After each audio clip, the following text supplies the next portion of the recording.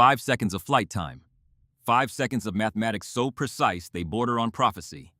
The Taliban commander drops. His body folds at the knees first, then the waist, then collapses entirely, as though every wire holding him upright has been severed in the same instant. His rifle clatters against rock. The sound reaches Ren 3 seconds after the impact, delayed by distance irrelevant by then. The equation is already solved. Commander Callum Hargrove lowers his binoculars. 52 years old, 28 years in the teams, 3 wars. More operations than he can count on fingers he has broken and reset twice over. He has watched men perform extraordinary things under extraordinary pressure. He has never seen anything like what just happened. The rangefinder clipped to his tactical vest reads 1,850 meters, over a mile. In wind conditions that shift every 40 seconds, swirling through the mountain passes like a living thing with no loyalty and no pattern. Conditions that would make most trained snipers lower their weapons, shake their heads and wait for a better day. The woman beside him, 5'3", blonde hair pulled back in a regulation bun. Green eyes that have not blinked in 90 seconds just made it look like she was putting holes in paper at a Sunday range. Christ almighty. His voice cuts through the silence, rough as gravel dragged across concrete. Where the hell did you learn to shoot like that? Ren does not take her eye from the scope. Her right hand moves with mechanical efficiency, cycling the bolt on the Remington 700, chambering the next round of .338 Lapua Magnum. Even now, even with the target confirmed down, she scans the terrain below. Ridgelines. Shadow pockets behind boulders. The tree line to the south where a spotter might be concealed. She is looking for secondaries. For threats. For the next problem that needs solving. My grandfather, sir. Her voice is steady, clinical, carrying no more emotion than a weather report. Gunnery Sergeant Henry Ashford, Marine Scout Sniper, Korea, November 1952. Hargrove studies her face in the pre-dawn light, the slight impression the rifle stock has pressed into her cheek, the absolute stillness of her expression. He knows the name. Every sniper in the American military knows the name. Korea. He says it quietly. His own father served in that frozen war. Came home with frostbite scars on 3 fingers and a silence about what he had seen that lasted until his funeral. Your grandfather must have been something extraordinary. He was. Ren finally pulls back from the scope. Her eyes adjust to the middle distance, refocusing from the telescopic world to the real one. He taught me everything. Before he died, he made me promise I would be better than good. He said good gets you killed in this line of work. Hargrove turns the words over. Looks at the valley below where the dead man's companions are beginning to react, scattering like insects from a kicked nest. Then he looks back at Ren Ashford, 27 years old, Navy JTAC specialist. Joint Terminal Attack Controller. The person who coordinates airstrikes calls, the cavalry handles communications between ground forces and the sky above. A support role, a safe role. Except nothing about Ren Ashford fits that description. Her jacket had come through channels 2 months ago. He read it twice, then read it a third time, because the numbers did not add up the way he expected. 3 years at Marine Corps Scout Sniper School before she transferred to Navy. Graduated first in her class. Not first among the women because there were no other women. First among everyone. Qualified expert on every long-range weapon system in the American arsenal. Marksmanship scores that the instructors at Quantico still talk about in tones usually reserved for ghost stories and miracles. Then she requested JTAC training, and everyone assumed she was washing out, moving sideways to something easier, something more appropriate, something that would keep her out of the places where the real work happened. They were wrong, every last one of them. Pack it up. Hargrove checks his watch. We have a briefing in 30. Ren is already breaking down the rifle. Her movements are smooth and automatic, each component finding its place in the padded case with the precision of a ritual performed 10,000 times.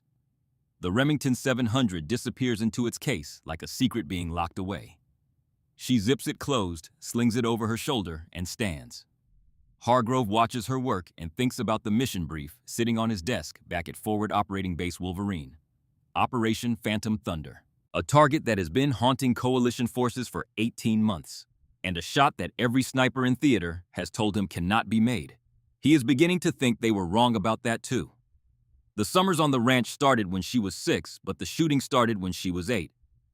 Henry Ashford's property sat at the end of a dirt road outside of Ennis, Montana, backed up against the Madison Range, where the Rockies broke through the earth like the spine of something ancient and unkillable.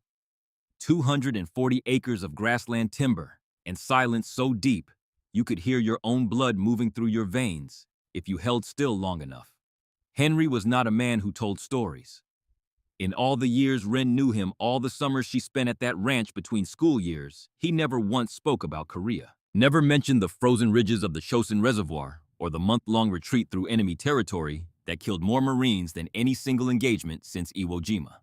Never talked about what it felt like to lie in snow for 14 hours with a rifle and a scope, watching enemy positions through air so cold that exposed skin turned white in minutes.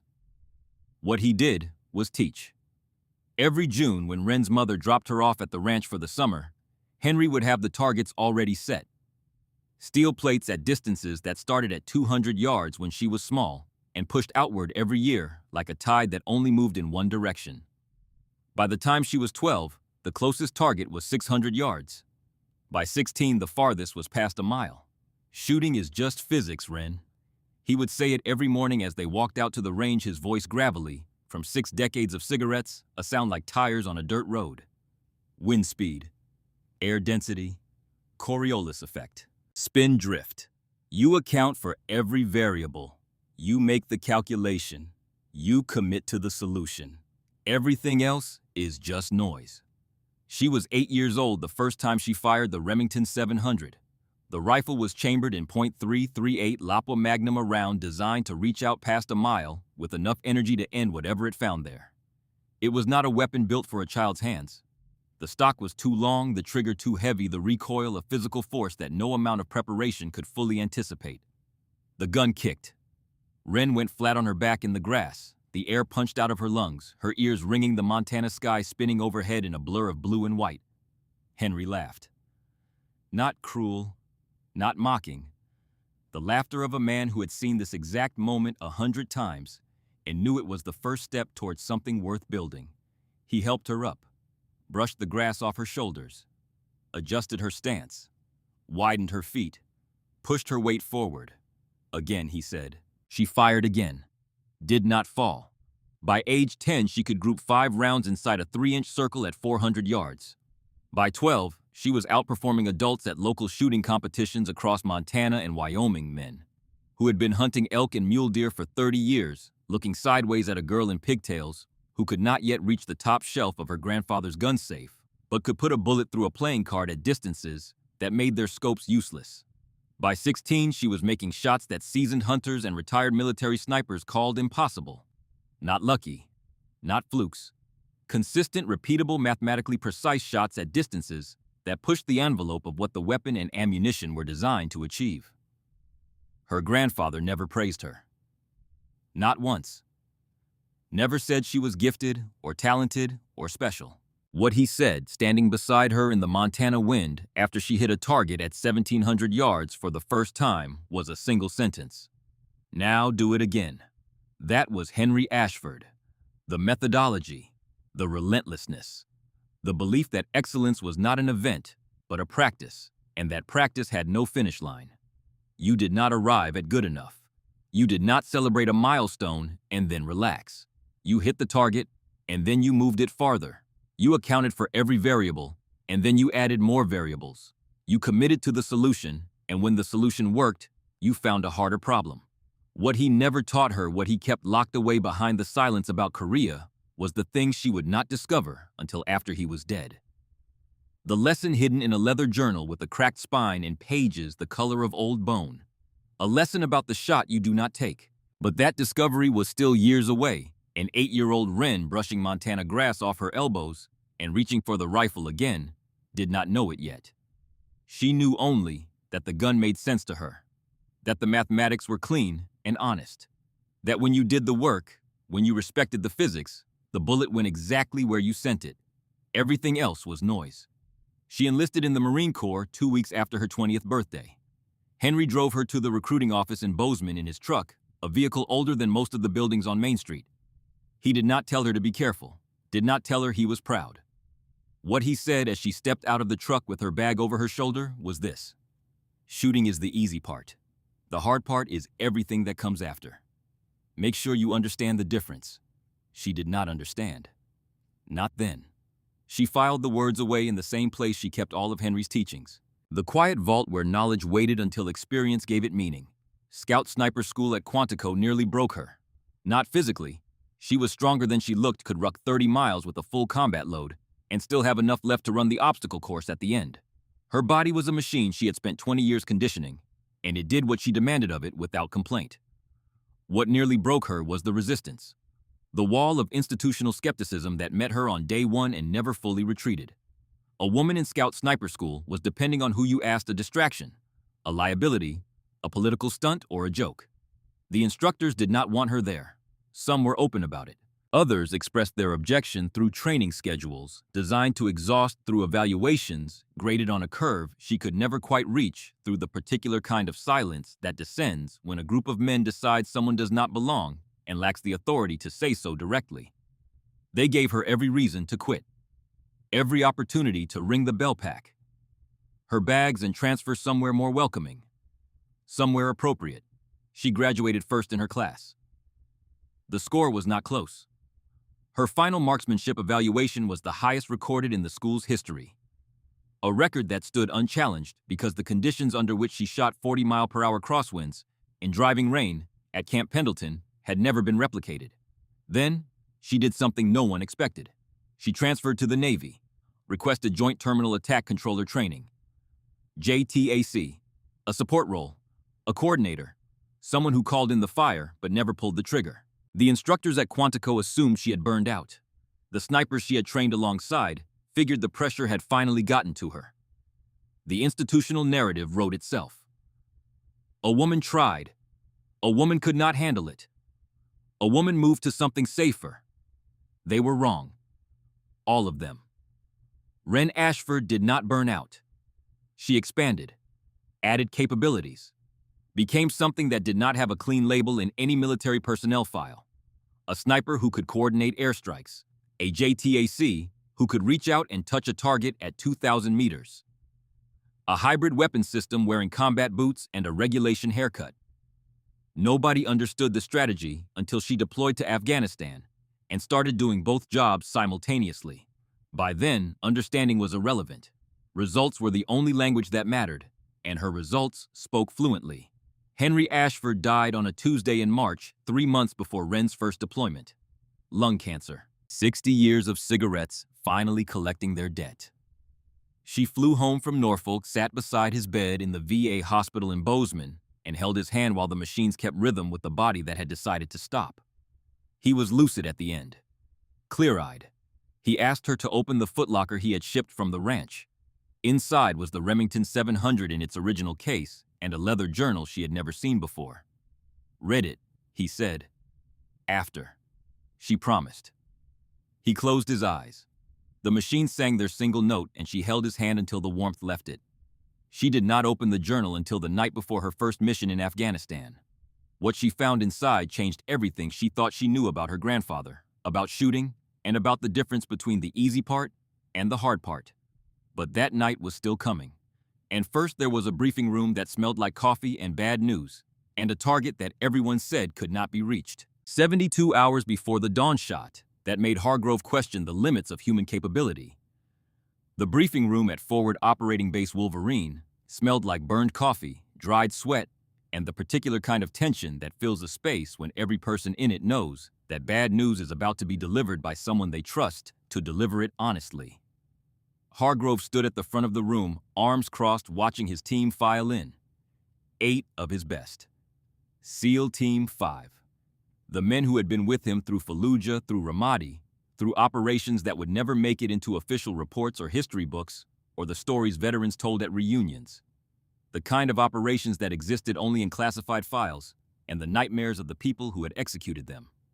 Chief Petty Officer Garrett Sunderland came through the door first. 40 years old, built like a middleweight boxer, who had never bothered to retire, carrying the team's SR-25 sniper rifle across his back like it was grafted to his skeleton. 20 years of service, 3 combat deployments, a Silver Star he never mentioned, and a limp from a bullet in Kandahar that he claimed was a training injury.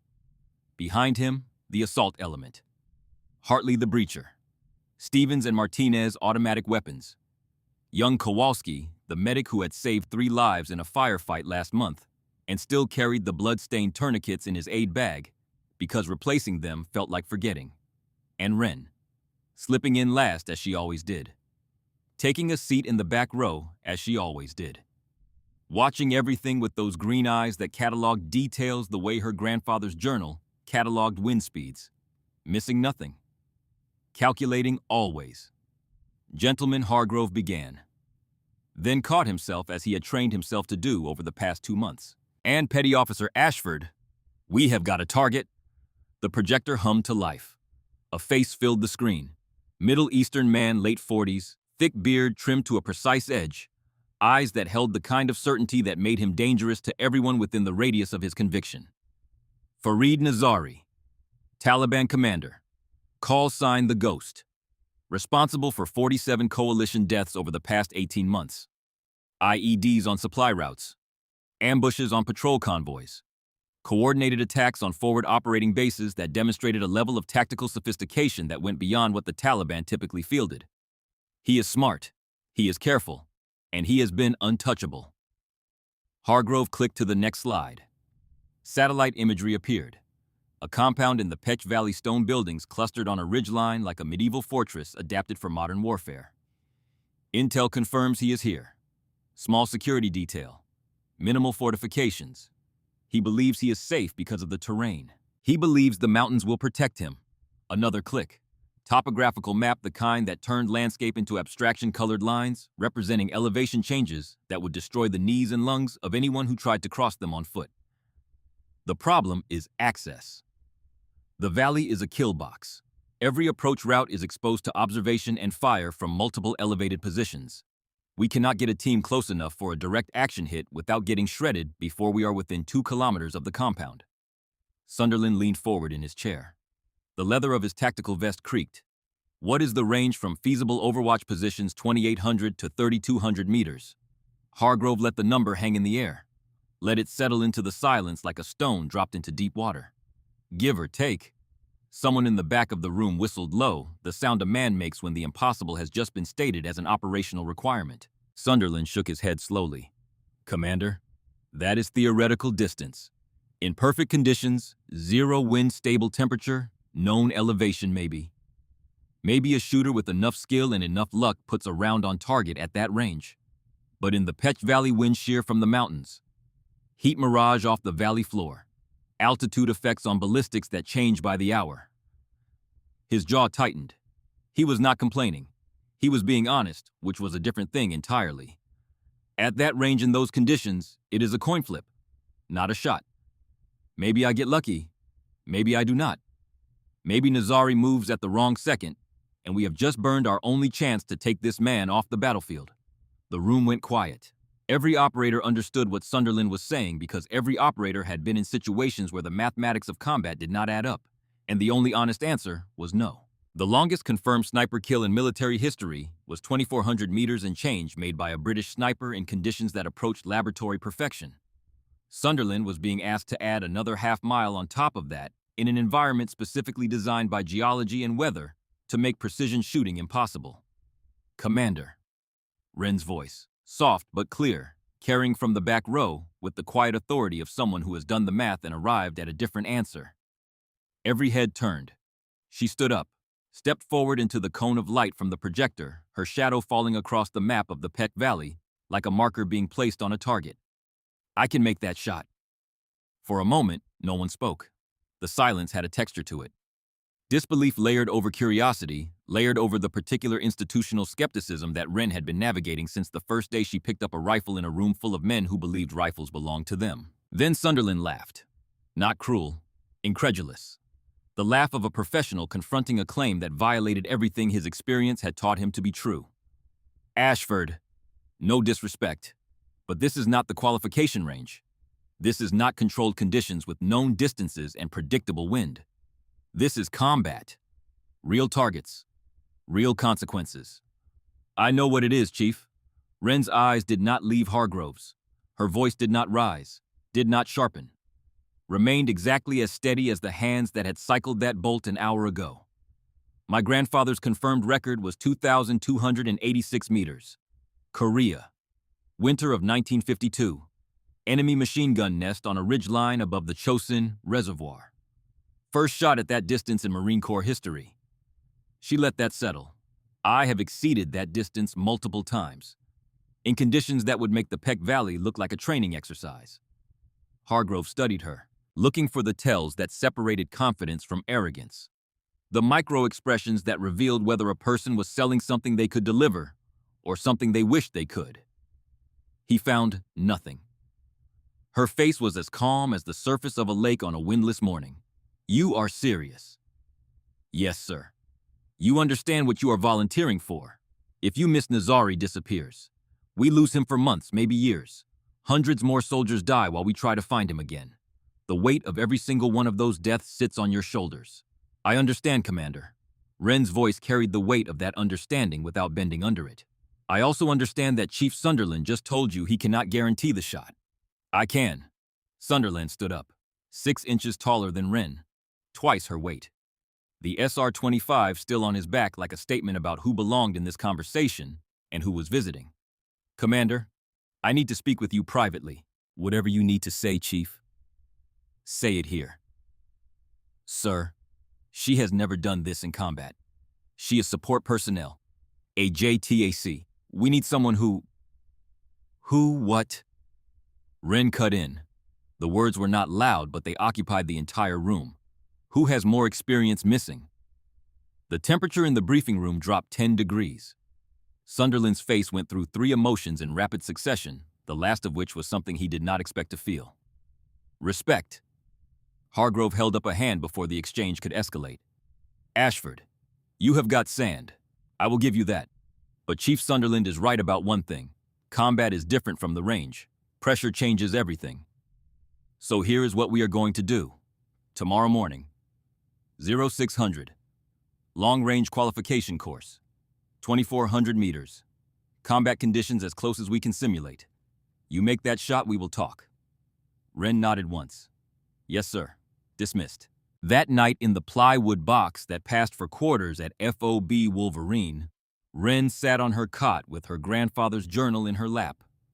The room was barely large enough to contain the cot a footlocker and a single bulb hanging from a wire in the ceiling.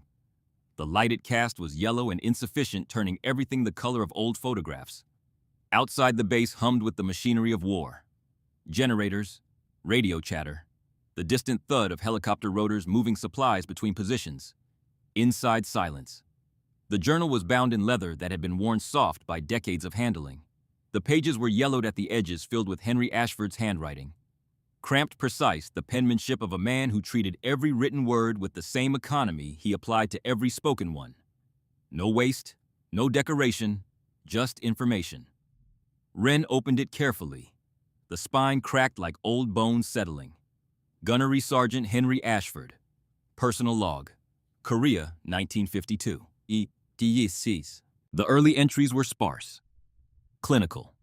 Range estimations and wind calculations logged alongside confirmed kills with the same emotional weight a different man might use for a grocery list. Target at 400 yards. Wind from the north at 8 miles per hour. First round hit. Target neutralized. The language of a technician describing the function of a machine. But 3/4 through the journal, the tone changed. November 14th, 1952. Made the longest shot of my career today. 2,286 meters. Enemy spotter. North Korean embedded with Chinese forces along the ridge above our position. Had him dead to rights in my scope. 19 years old, maybe. Scared. Shaking. I could see his hands trembling on his binoculars. I had the shot. Perfect conditions. No wind. Clear sight picture. My spotter was calling it in. Take him. Take him now. I did not pull the trigger. Watched him through the scope for 2 full minutes. Saw him realize someone had him zeroed. Saw the moment it hit him. Saw the fear become a decision. Saw him make the choice to run instead of calling in our position. He ran. Dropped his binoculars and ran south through the snow. He lived. And 40 men in my unit lived because he ran instead of radioing. They court-martialed me for it. Failure to engage. Said I compromised the mission. Maybe I did. But some decisions transcend orders. Some mercy is worth the cost. The hardest shot is not the longest one. It is knowing when not to take it. Wren traced the words with her fingertip. She had read this entry before in the weeks after Henry's death, when the journal was still new and the grief was still raw. But she had not understood it, not fully. The words registered as philosophy, as the kind of wisdom old men share when they have lived long enough to turn their mistakes into lessons. Now sitting on a cot in Afghanistan 12 time zones and 60 years away from that Korean ridgeline, the words carried a different weight.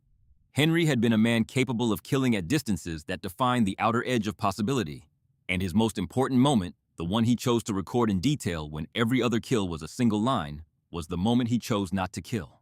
She closed the journal, placed it carefully back in the footlocker, lay back on the cot, and stared at the ceiling and thought about tomorrow morning. 2,400 meters. Altitude, temperature, wind. The Remington 700 in her hands, custom built to her grandfather's specifications, the scope that had logged over 10,000 rounds of practice across 2 decades of Montana summers. The weapon was ready. The ammunition was ready. The mathematics were ready. The only variable left was her. She closed her eyes and ran through the shot in her mind. The target downrange. The bullet's arc climbing through thin mountain air, reaching apogee, then falling in the long, graceful curve that gravity demanded. The crosswind pushing it east. The spindrift pulling it further. And at the end of all that, physics the impact. Steel ringing like a bell in the Afghan morning. In her mind, the shot was already made. She just had to show up and deliver it. The sun had not yet broken over the Hindu Kush when Wren arrived at the long-range qualification course. The air was thin cold, sharp enough to cut. Frost clung to the rocks like a second skin of crystal, and her breath formed clouds that dissolved into nothing within seconds. Hargrove was already there. Metal canteen in one hand, steam rising from the coffee inside.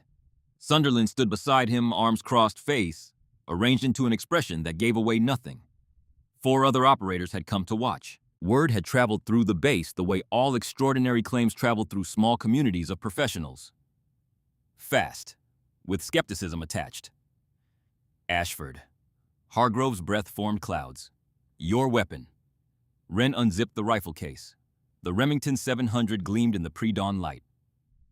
.338 Lapua Magnum. Custom barrel free-floated 26 inches of precision machined steel. Hand-loaded ammunition, each round weighed and measured to tolerances that commercial manufacturers did not bother to achieve. The scope was a Night Force Attacker 7 to 35 times magnification parallax adjustment, calibrated to 3,000 yards. Her grandfather's rifle, the one Henry carried in Korea. Rebuilt and upgraded over the decades, but still bearing the same serial number stamped into the receiver 60 years ago. The same weapon that had not fired on that November day in 1952. Targets at 2,400 meters. Hargrove pointed down range into the gray distance. Wind is variable, 8 to 12 miles per hour. Temperature is 43 degrees and rising. Humidity is low. You have 5 rounds. Make them count. Wren nodded. She pulled out a small notebook and a mechanical pencil and began running calculations while the operators watched in silence. The Kestrel weather meter clipped to her vest fed her data. Wind speed and direction, temperature, barometric pressure. She noted each number and worked the math with a fluency that made the pencil seem unnecessary, as though the calculations were already complete in her head, and the writing was merely documentation. What are you calculating? Sunderland could not help himself. Everything. Wren did not look up. Temperature affects air density. Lower density at this altitude means less drag on the round, which means less bullet drop than sea level tables would predict. Humidity is minimal today, so that is not a major factor. Wind is the problem. It is swirling, inconsistent. I need to wait for a pattern to establish. She clicked the laser rangefinder. Range confirmed. 2,400 meters. 7,197 feet. Altitude here is 7,400 feet above sea level. Bullet drop at this distance with .338 Lapua Magnum, accounting for altitude and temperature. 42.3 minutes of angle. 1 MOA equals approximately 1 inch at 100 yards. At 2,400 yards, 1 MOA equals 24 inches. She looked up. Met Sunderland's eyes directly. That means if I am off by even half a minute of angle, I miss by 12 inches. At this distance, there is no such thing as close enough. So how do you account for it? Practice. Repetition. Knowing your weapon system so intimately that it becomes an extension of your nervous system, and accepting that some variables cannot be controlled. You commit to the solution and trust your training. She settled into position, prone, rifle bipod extended, body aligned behind the weapon in a straight line from shoulder to heel, absorbing recoil through bone and muscle rather than fighting it. The morning sun broke over the eastern peaks and flooded the valley with golden light that turned every shadow into a knife edge. Through the scope, the target was a man-sized steel plate. At 2,400 meters, it was barely distinguishable from the rocks surrounding it, a smudge of geometry in a landscape of chaos. Ren's breathing slowed. In, out, in, out. Each breath deliberate, controlled, pulling oxygen from the thin mountain air and distributing it to the muscles that needed to remain absolutely still. Her heart rate descended. 70 beats per minute. 60. 50. A meditation technique Henry had taught her, borrowed from Olympic shooters who understood that the body's involuntary rhythms were variables like any other. Measurable, controllable. Scope adjustment, she said quietly, more to herself than to anyone listening. 42.3 MOA elevation. Wind at 6 miles per hour from 2 o'clock means 4.8 MOA windage correction. Her fingers turned the turrets on the scope. Click, click, click. Each adjustment measured in quarter-minute increments, each click moving the point of impact exactly where she needed it to be. Ready. The world narrowed to the crosshairs. The target. The space between intention and execution. She exhaled halfway. Held. Found the space between heartbeats where her body was perfectly still, where blood was neither flowing nor pausing, but existing in a suspended moment of biological silence. She squeezed. The Remington roared. Recoil punched into her shoulder with the force of a heavyweight jab. She rode it. Stayed on target. Watched through the scope as the bullet began its 3-second journey across 2,400 meters of Afghan morning. The bullet climbed. Rose against gravity in the long ascending arc of a trajectory calculated to account for every force that wanted to pull it off course. Crosswind pushed it right. Gravity pulled it down. The spin imparted by the rifling twisted it along its axis, introducing drift that had to be anticipated and corrected for before the trigger was ever touched. 3 seconds. The steel plate rang like a church bell. Dead center. One of the watching operators started to speak. Hargrove cut him off. Again. Ren cycled to the bolt, chambered another round, breathed, calculated. Sunderland called out a wind shift, gusting to 10 miles per hour. Variable direction. Ren adjusted, waited. Read the wind the way a sailor reads the sea, finding the patterns hidden in the chaos, the moments of relative calm between the gusts. Her fingers moved on the scope turrets. 2 clicks right, 1 click up. Shot 2. 3 seconds of flight. Another hit. Dead center. Winds increasing. Sunderland called. 12 to 15. Understood. Ren ran new calculations in her head. The math was instantaneous, now the numbers flowing through neural pathways that had been carved by 20 years of practice until they were as natural as breathing. More windage correction. The target was beginning to shimmer in the scope as the rising sun heated the valley floor and created mirage, the visual distortion that turned solid objects into wavering ghosts. Shot 3. High right by 6 inches. Ren knew before the bullet arrived. She had felt it in the instant of trigger press, a microscopic flinch, a tension in her right hand that translated through the trigger mechanism into an angular deviation so small it would not have mattered at 500 meters, but at 2,400 meters became 6 inches of error. She adjusted. Her fingers moved on the scope, not chasing the miss, but correcting the fault in her own execution. Breathing reset. Heart rate reset. The error acknowledged, cataloged, filed away. Shot 4. Dead center. Hargrove lowered his binoculars. Looked at Sunderland. Sunderland's jaw worked like a man trying to chew through something that refused to break. Commander, 1 more. Make it hard. Hargrove nodded.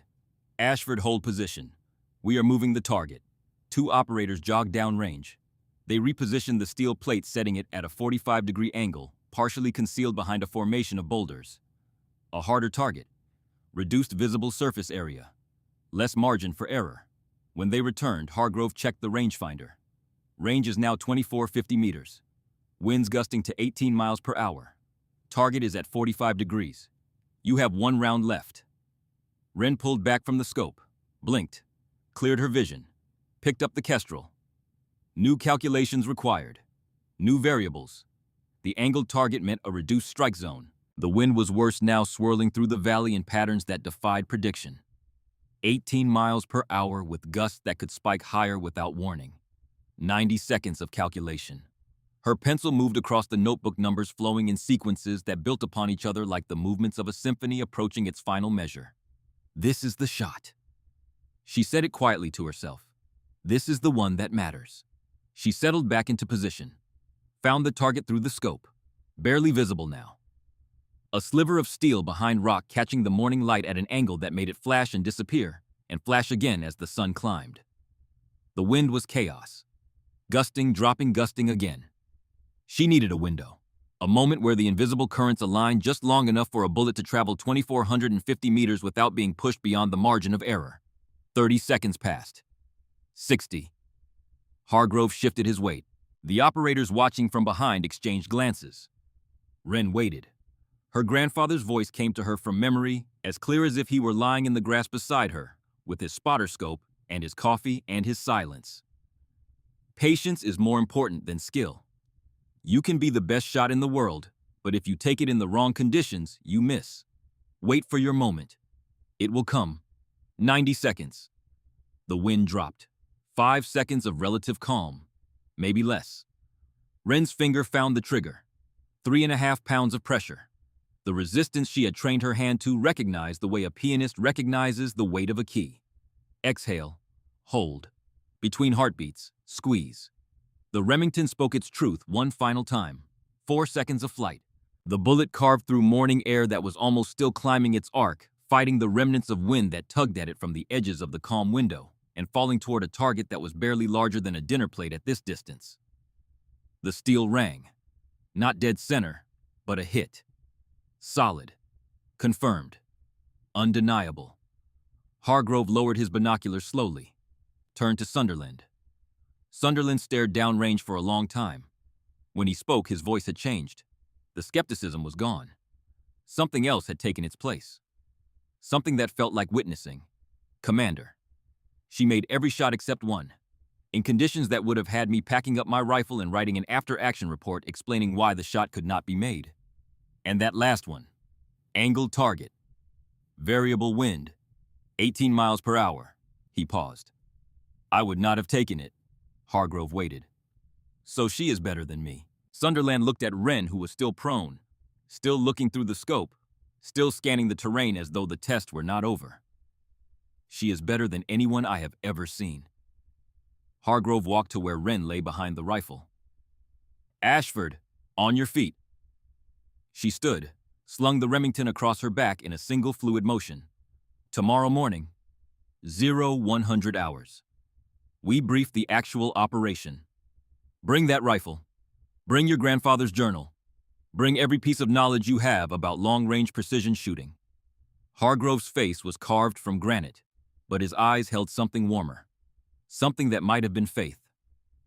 Because you are primary sniper for Operation Phantom Thunder. Chief Sunderland is your spotter. And if you miss, we all die. Wren snapped to attention. Understood, sir. Dismissed. As Wren walked away, rifle case in hand, Sunderland approached Hargrove, kept his voice below the wind. Sir, you are sure about this? You just told me she is better than you, Chief. At shooting, yes. But combat is different. The psychology, the pressure, the knowledge that the target is a living person who will die if you do your job correctly. That changes people. Chief.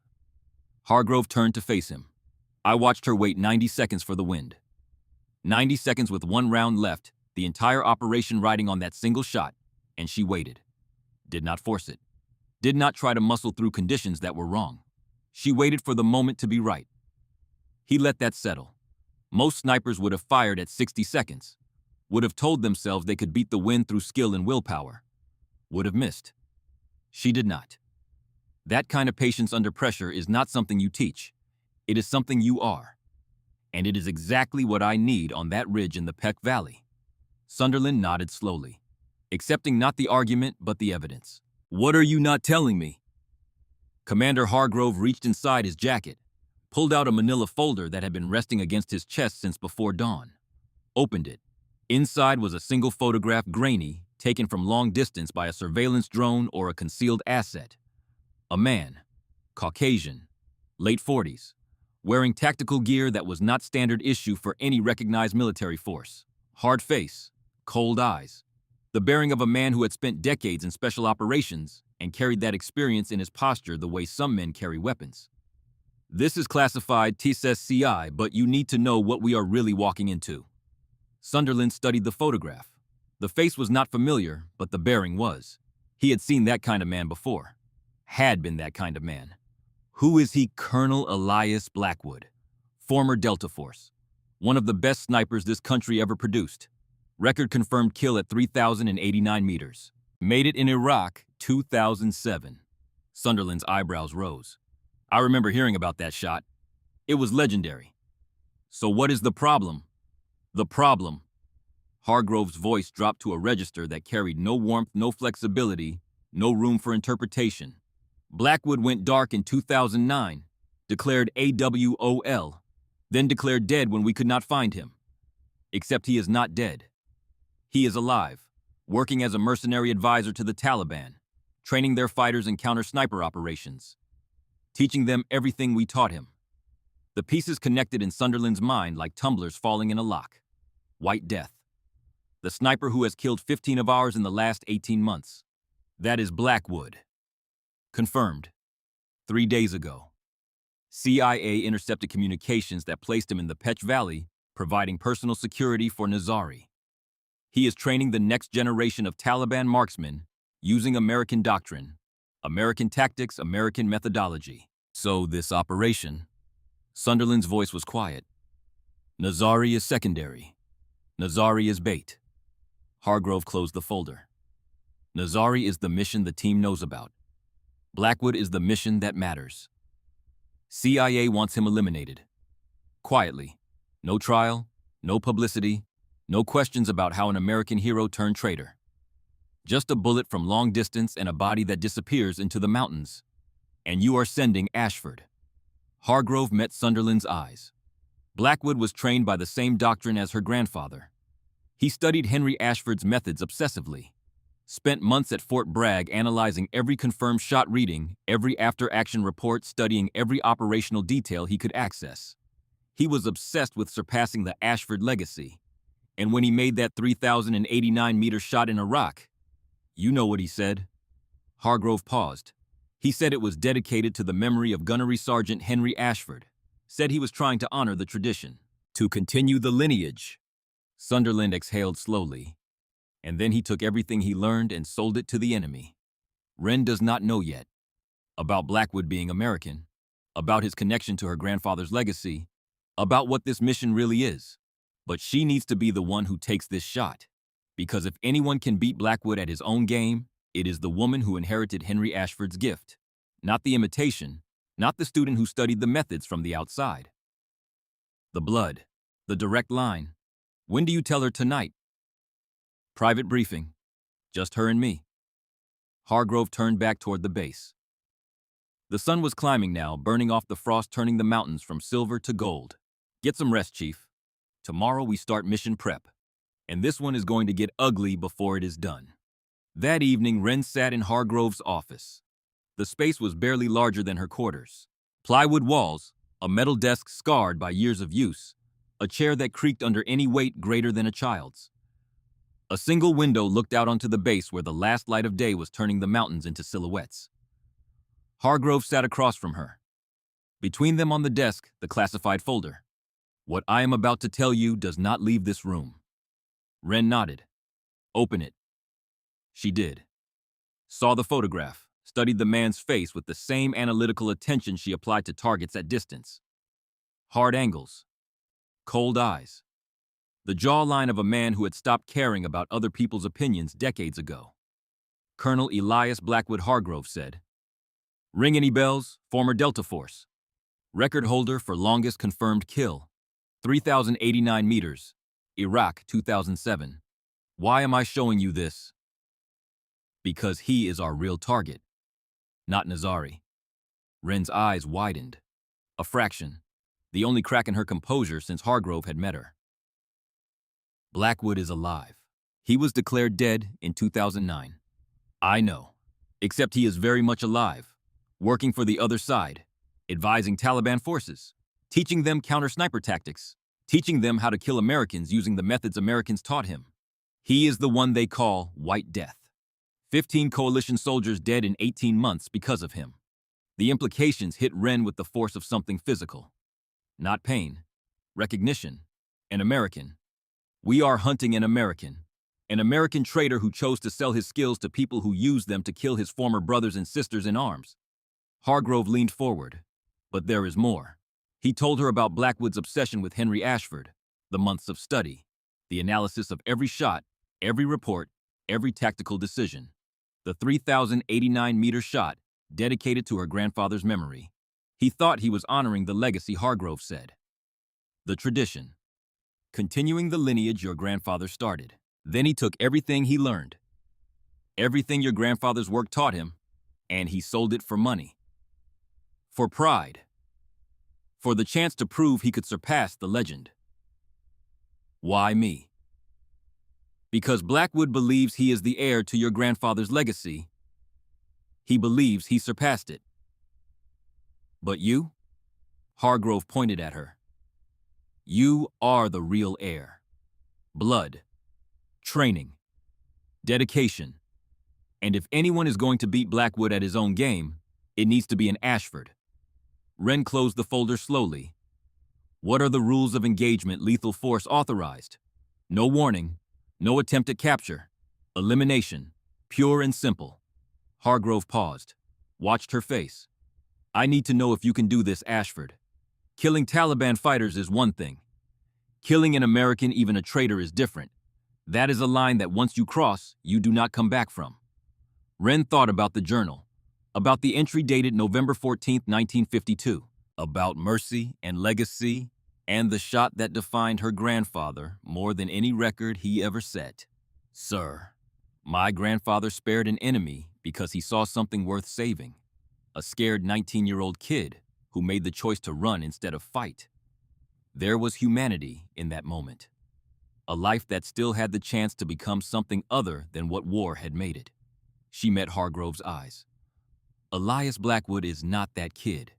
He is a trained killer who chose betrayal, who chose to teach the enemy how to kill more of us.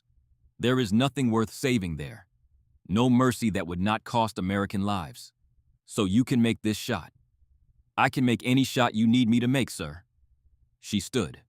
When do we leave 0400 tomorrow? Full mission brief at 0500.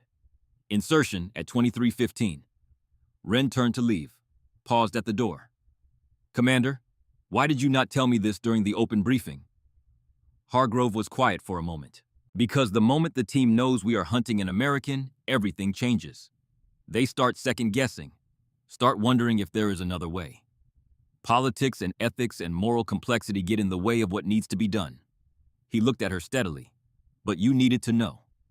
Because when you are looking through that scope at 3,200 meters when Blackwood is in your crosshairs, I need you to understand exactly who you are killing and why.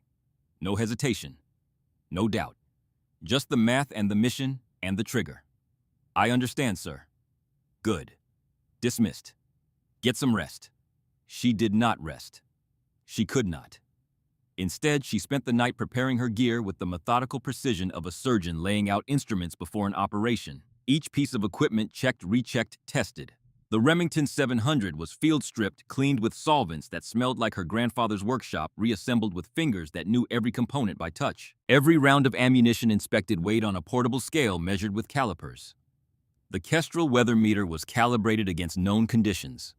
The laser rangefinder was tested against marked distances on the base. At midnight, she allowed herself one moment of doubt. Sitting on her cot, the journal in her lap, the overhead bulb casting its yellow light on pages that smelled like old leather and Montana dust. She found the entry again. November 14th. The hardest shot is not the longest one. It is knowing when not to take it. But Henry had been talking about mercy, about seeing humanity in the enemy, about choosing restraint when violence would have been easier and more immediately justifiable. He had been talking about a 19-year-old boy with trembling hands and a life ahead of him. Blackwood had made his choices. Trained by the finest military in the world. Given every opportunity to serve with honor. And he had taken all of it, every skill, every lesson, every piece of doctrine, and sold it to men who planted bombs in the roads where American convoys traveled and shot at American helicopters and killed American soldiers who were someone's son, someone's father, someone's husband. 15 dead. Because of him. Wren closed the journal. Some mercy is worth the cost her grandfather had written. But some choices forfeit the right to mercy. She would make the shot. Not for revenge, not for glory, not to prove that a woman could do what men said was impossible. She would make it because it was the right thing to do. Because letting Blackwood continue would cost more American lives. Because her grandfather had taught her not just how to shoot, but when to shoot, and why. She lay back on the cot, closed her eyes, and in the darkness behind her eyelids, she saw the Pick Valley as it would look at dawn. The compound on the ridgeline, the mountains rising on all sides like the walls of an arena. And somewhere in those mountains, Elias Blackwood watching the same stars through a scope of his own, planning his next kill, training the next generation of fighters who would use American knowledge to end American lives. In less than 24 hours, one way or another, that would end. Wren Ashford had never been more certain of anything in her life. The shot was already made. She just had to deliver it. The Black Hawk's rotors beat the air like the heartbeat of something massive and mechanical, steady and relentless, a rhythm that filled the cabin and replaced thought with vibration. Wren sat in the jump seat with the rifle case between her knees, watching the Hindu Kush slide past below through the open door. The mountains looked like the spine of some ancient creature. Jagged and unforgiving valleys carved deep by rivers that had spent 10,000 years cutting through stone with the patience that only water possesses. 15 hours. Full dark. The cabin was lit only by red lights that preserved night vision, casting every face in shades of crimson. 8 operators and their gear packed tight in a space designed for utility rather than comfort. The smell of gun oil, sweat, and the particular metallic tang of adrenaline that had not yet found a reason to spike. Hargrove sat across from her, eyes closed, jaw set. But she knew he was not sleeping. Men like Hargrove did not sleep before insertions. They descended into a state of controlled stillness that conserved energy while the mind continued to process variables, contingencies, and the 1,000 small decisions that would determine whether everyone on this helicopter came home alive. Sunderland checked and rechecked his gear beside her, with the obsessive precision of a man who had survived 20 years of combat by never assuming anything was ready until he had verified it with his own hands. Spotting scope, rangefinder, ammunition, water. The SR-25 that he would carry as backup, though tonight his primary role was not shooting. Tonight, he was Wren's eyes and ears, her spotter, the person who would read the wind and call the corrections and keep her alive while she focused on the single most important trigger pull of her career. The other operators were locked in their own rituals. Hartley-mouthed silent prayers, lips moving without sound, the words meant for someone who was not on the helicopter. Stevens cleaned his weapon for the 3rd time, running a cloth over surfaces that were already spotless, the motion itself, the point rather than the result. Young Kowalski inventoried his medical kit one more time, fingers moving through bandages and tourniquets and hemostatic agents with the fluency of a musician warming up before a performance. Every item accounted for, every contingency prepared for, because when the bleeding started, there would be no time to search. 5 minutes. The crew chief's voice cut through the rotor noise, sharp and professional. Hargrove's eyes opened. He looked at each member of his team in turn, making eye contact, receiving the nod. The silent language of men who had done this enough times that words were redundant. When he reached Wren, he held her gaze a moment longer than the others. Not doubt. Verification. She nodded once. Ready. The Black Hawk banked hard to the left, dropping altitude so aggressively that Wren's stomach rose into her throat. The valley walls rushed up to meet them. Dark rock faces lit only by starlight, close enough that it seemed impossible the rotors would not clip the stone and send them cartwheeling into the mountainside. The pilots were flying nap of the earth, hugging the terrain to stay below radar detection thresholds, and out of the line of sight of any observer on the ridgelines above. At this altitude, at this speed, the margin between a successful insertion and a catastrophic impact was measured in feet. The helicopter flared, nose up, tail down, the rotors clawing at thin mountain air to arrest their descent. The skids touched rocky ground with barely a bump, a landing so precise it bordered on artistry. Before the aircraft had fully settled, Hargrove was moving, hand signals crisp in the red light. Go, go, go. Wren followed Sunderland out the port side door. Her boots hit Afghan soil and she was moving weapon up, scanning through night vision goggles that turned the world into a flat green landscape of shadows and geometry. The rotor wash hammered her with grit and exhaust, tearing at her clothes, filling her nose with the smell of jet fuel and dust. Then, the Black Hawk lifted. The sound changed from a roar to a receding pulse, and within 30 seconds, the helicopter was gone, swallowed by the darkness between mountains, and they were alone. Silence rushed in to fill the space the rotors had occupied. Not true silence. The wind moved through the rocks with a low moan that rose and fell in cycles. Somewhere in the distance, water ran over stone. But compared to the mechanical violence of the helicopter, it felt like the world had been muted. 8 operators breathing, adjusting their kit, scanning the darkness for threats that might already know they were here. Hargrove's hand came up. Signals. Diamond formation. 50-meter intervals. Noise discipline absolute. No talking. No radio unless contact was made. Move by hand signal and instinct, and the shared understanding that comes from training together until individual thought becomes collective action. They moved out. The terrain was brutal. Wren had studied the topographical maps until she could see the contour lines with her eyes closed. But maps did not communicate the reality of moving through the Hindu Kush at night, with 70 pounds on your back and another 15 in the rifle case across your shoulders. The ground was loose scree that shifted underfoot, threatening to send her sliding backward with every step. Rocky outcroppings materialized from the darkness like walls requiring detours or climbs that burned the thighs and tested grip strength. The elevation gain was punishing. 2,400 feet over 6 kilometers, a gradient that would have been challenging in daylight with no load. In full darkness, carrying combat weight, breathing air that held 30% less oxygen than sea level, it was an exercise in sustained suffering. Wren's legs burned after the first kilometer. The muscles in her calves and quadriceps protested every step, sending signals of distress that her mind acknowledged and then dismissed. She had rucked 30 miles at Quantico with a full pack.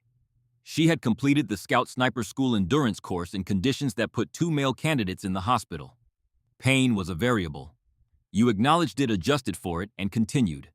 Sunderland moved like a ghost ahead of her, somehow finding the quiet path through the rocks, the route that minimized noise and maximized cover. His feet seemed to know where to land before they arrived, avoiding the loose stones that would clatter, the dry branches that would snap. 20 years of moving through hostile terrain at night had given him an instinct that no amount of training could replicate. You had to earn it step by step, mission by mission, in places where a wrong footfall could end your life. Wren followed his steps exactly, trusting his experience the way she trusted her own calculations.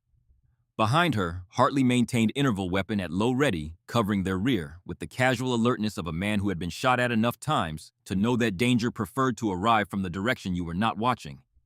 2 hours of climbing. No words spoken. Hand signals relayed through the column like nerve impulses through a body. Once Hargrove raised a closed fist and everyone froze. Wren's heart hammered against her ribs as she scanned the darkness through her night vision goggles. Green shadows. Rock formations that could be men. Vegetation that could be concealment. 30 seconds of absolute stillness while Hargrove assessed whatever had triggered his instinct. Then his hand opened and swept forward. Move. False alarm. At 0430, they reached the overwatch position. The ridge was perfect, a rocky outcropping that jutted from the mountainside like a natural balcony, providing clear sightlines down into the Pech Valley, while offering cover and concealment from observation below. The rock formation created a natural hide with boulders arranged in a configuration that seemed almost designed for the purpose they were about to serve. Hargrove positioned the assault element 20 meters back, arranged in a defensive perimeter. Security. Early warning. The insurance policy that would keep Wren and Sunderland alive while they focused on the work that had brought them to this ridge. Wren and Sunderland moved to the lip of the outcropping and began building their position. Sunderland worked fast, stringing camouflage netting between rocks, arranging smaller stones to create a low berm that would break up their silhouettes against the skyline. Wren unpacked the Remington 700, assembled it with movements so practiced they required no conscious thought. Hands finding components by touch, connecting them in sequence, the rifle taking shape in the darkness like something being born. The Barrett M82. A1 came out next, the backup weapon. 50 caliber. A rifle designed to destroy vehicles and light structures at extreme range, capable of sending a round the size of a man's thumb over 4,000 meters if the shooter understood the physics and was willing to accept the degraded accuracy that came with pushing any weapon system past its intended envelope. It was not a precision instrument. It was a sledgehammer. But sometimes a sledgehammer was exactly what you needed. Radio check. Hargrove's whisper came through the earpiece. One by one, the team confirmed. Sunderland keyed his mic. Shadow 2, good copy. Wren keyed twice. Affirmative. All stations Reaper 6, we are set. Maintain noise discipline. Ashford Sunderland begin observation at first light. Everyone else rest rotation. 4 hours on 4 hours off. Wren settled in behind the Remington scope. Could not see anything useful yet. Too dark, even with the night vision goggles. But she could feel the valley below. Could sense the distance the way a musician senses the size of a concert hall before the first note is played. The air moved differently over open ground. The temperature differential between the ridge and the valley floor created subtle currents that she would need to account for when the time came. She pulled out the Kestrel weather meter, took readings. Temperature 43 degrees Fahrenheit and dropping. Wind calm at the moment, but that would change with sunrise as the warming earth began to move air masses through the valley. Humidity low. Barometric pressure noted. Altitude recorded. She opened the small notebook and began logging data. The numbers that would form the foundation of every calculation she made in the hours ahead. Sunderland watched her work, sipping water from his hydration pack. How are you holding up? His whisper was barely audible. Good. That climb was something. Yes. It was. He studied her face in the darkness. You do not say much, do you? Not much to say. She checked her watch. 0500. 1 hour until first light. Chief, get some rest. I will maintain watch. You sure I am not sleeping until this is done? Sunderland nodded. The logic was irrefutable. He moved back 10 feet, settled against a rock that conformed to his body like a chair he had used 1,000 times, and was asleep within minutes. The ability to sleep anywhere in any conditions on command was a skill that combat veterans developed out of necessity. You slept when you could because you never knew when the next opportunity would come. Wren envied that ability. Her own mind was a machine that did not have an off switch, running calculations and scenarios in parallel streams that overlapped and competed for attention. What if the wind exceeded the threshold for the .338 Lapua Magnum at maximum effective range? What if Blackwood was not at the compound? What if he was there but positioned in a way that denied her a shot? What if she missed? She pushed the thoughts into the background. Not gone. Managed. Contained in a compartment where they could not interfere with the work. Her grandfather's voice came to her from memory, as clear and steady as if he were sitting beside her on this Afghan ridge, the way he had sat beside her on 1,000 Montana mornings. Fear is just another variable, Wren. You account for it, adjust for it, move on. The shot does not care if you are scared. Physics does not care about your feelings. So breathe, calculate, commit. The eastern sky began to lighten. Not sunrise, the prelude to sunrise. The deep black of full night fading to charcoal, then to slate, then to a gray that held the faintest suggestion of blue. The valley below emerged from darkness like a photograph developing in chemical trays, shapes gaining definition by degrees. Stone buildings first, then compound walls, then individual features. A doorway, a window, the flat roof of the main structure. The 2 technical trucks parked in the courtyard, Toyota pickups with heavy machine guns mounted in the beds, the universal cavalry of irregular warfare. Chief, she whispered. First light. Sunderland was awake instantly. No transition between sleep and alertness. Just a switch thrown, and he was moving to position beside her, spotting scope already in his hands pressed to his eye before his breathing had fully normalized. Together, they glassed the target area in systematic sweeps. Left to right, near to far, cataloging every detail. 4 guards visible on the compound walls carrying AK-47s, with the casual disregard of men who had never been shot at by someone they could not see. More movement inside the courtyard. A cooking fire sending a thin column of smoke into the windless dawn air. Range, Sunderland said. Wren activated the laser rangefinder, careful to keep the beam from hitting anything reflective that might alert an observer.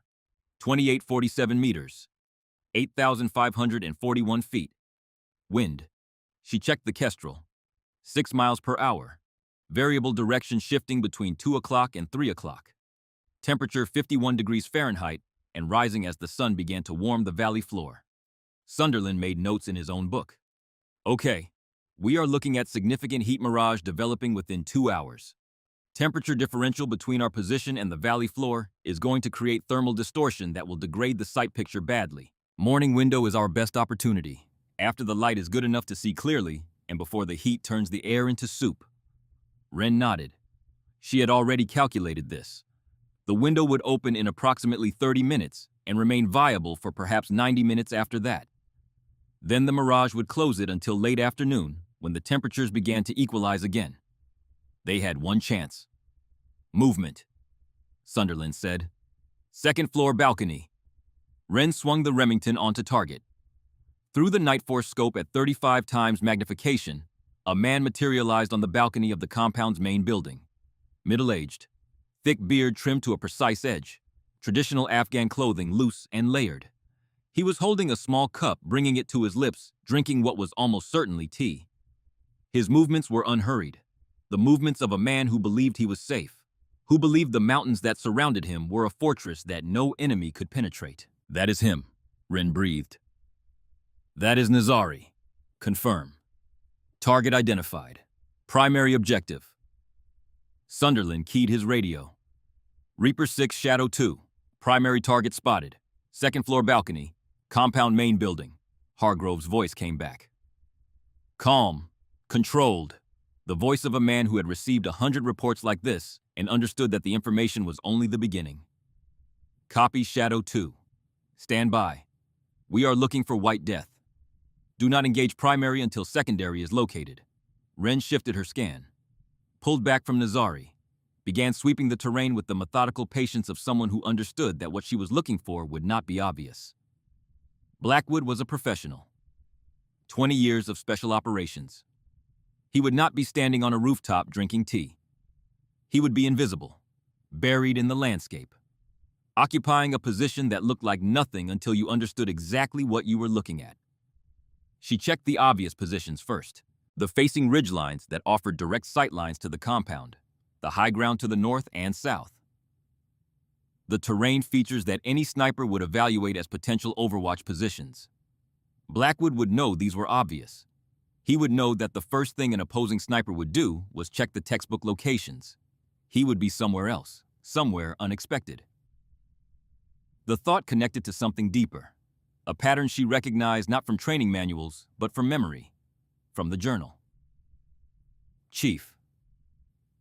She said it quietly without taking her eye from the scope. He knows we are here. How can you know that?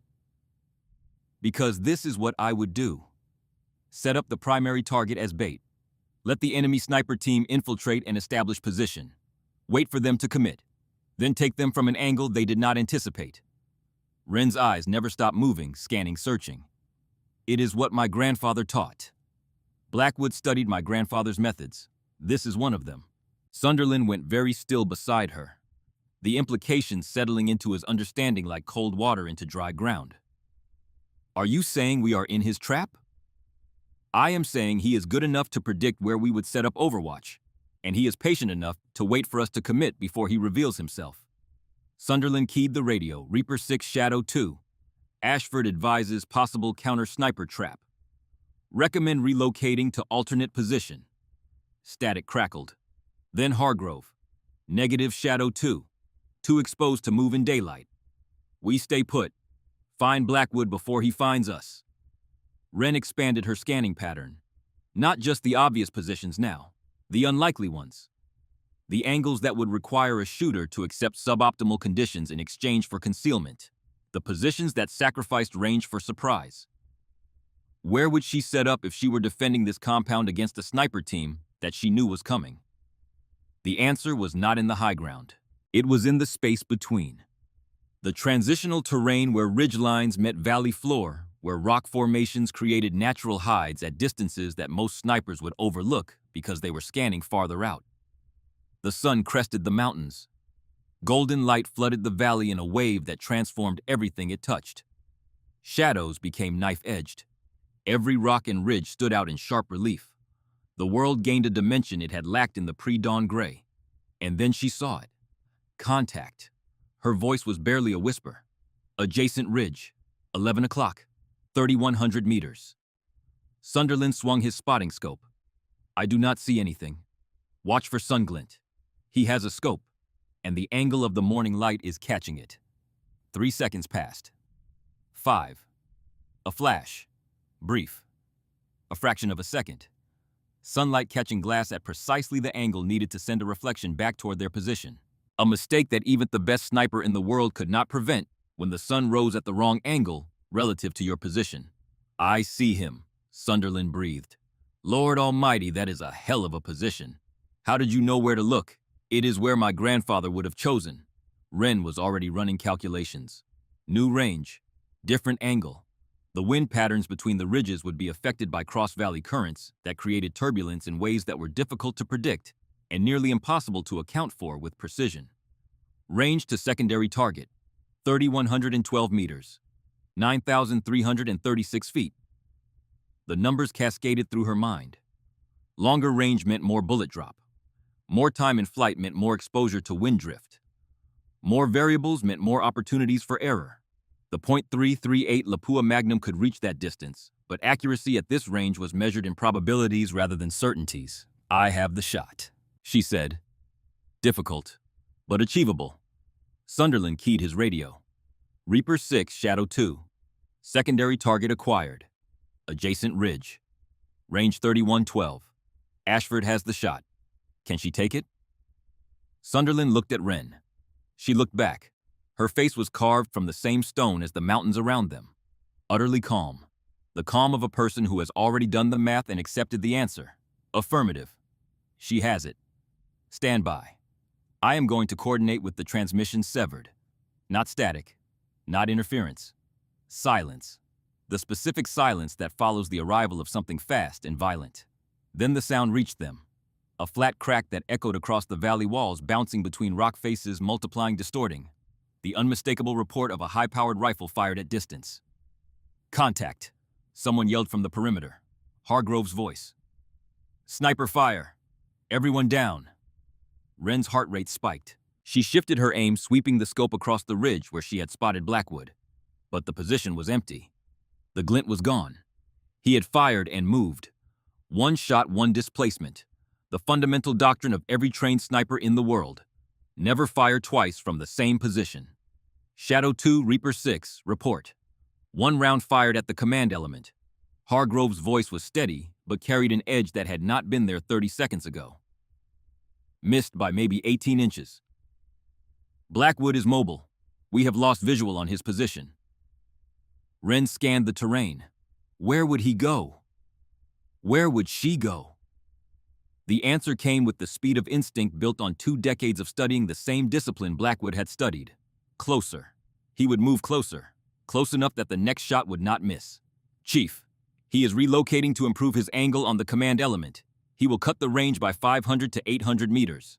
Look for positions between 2,300 and 2,500 meters out.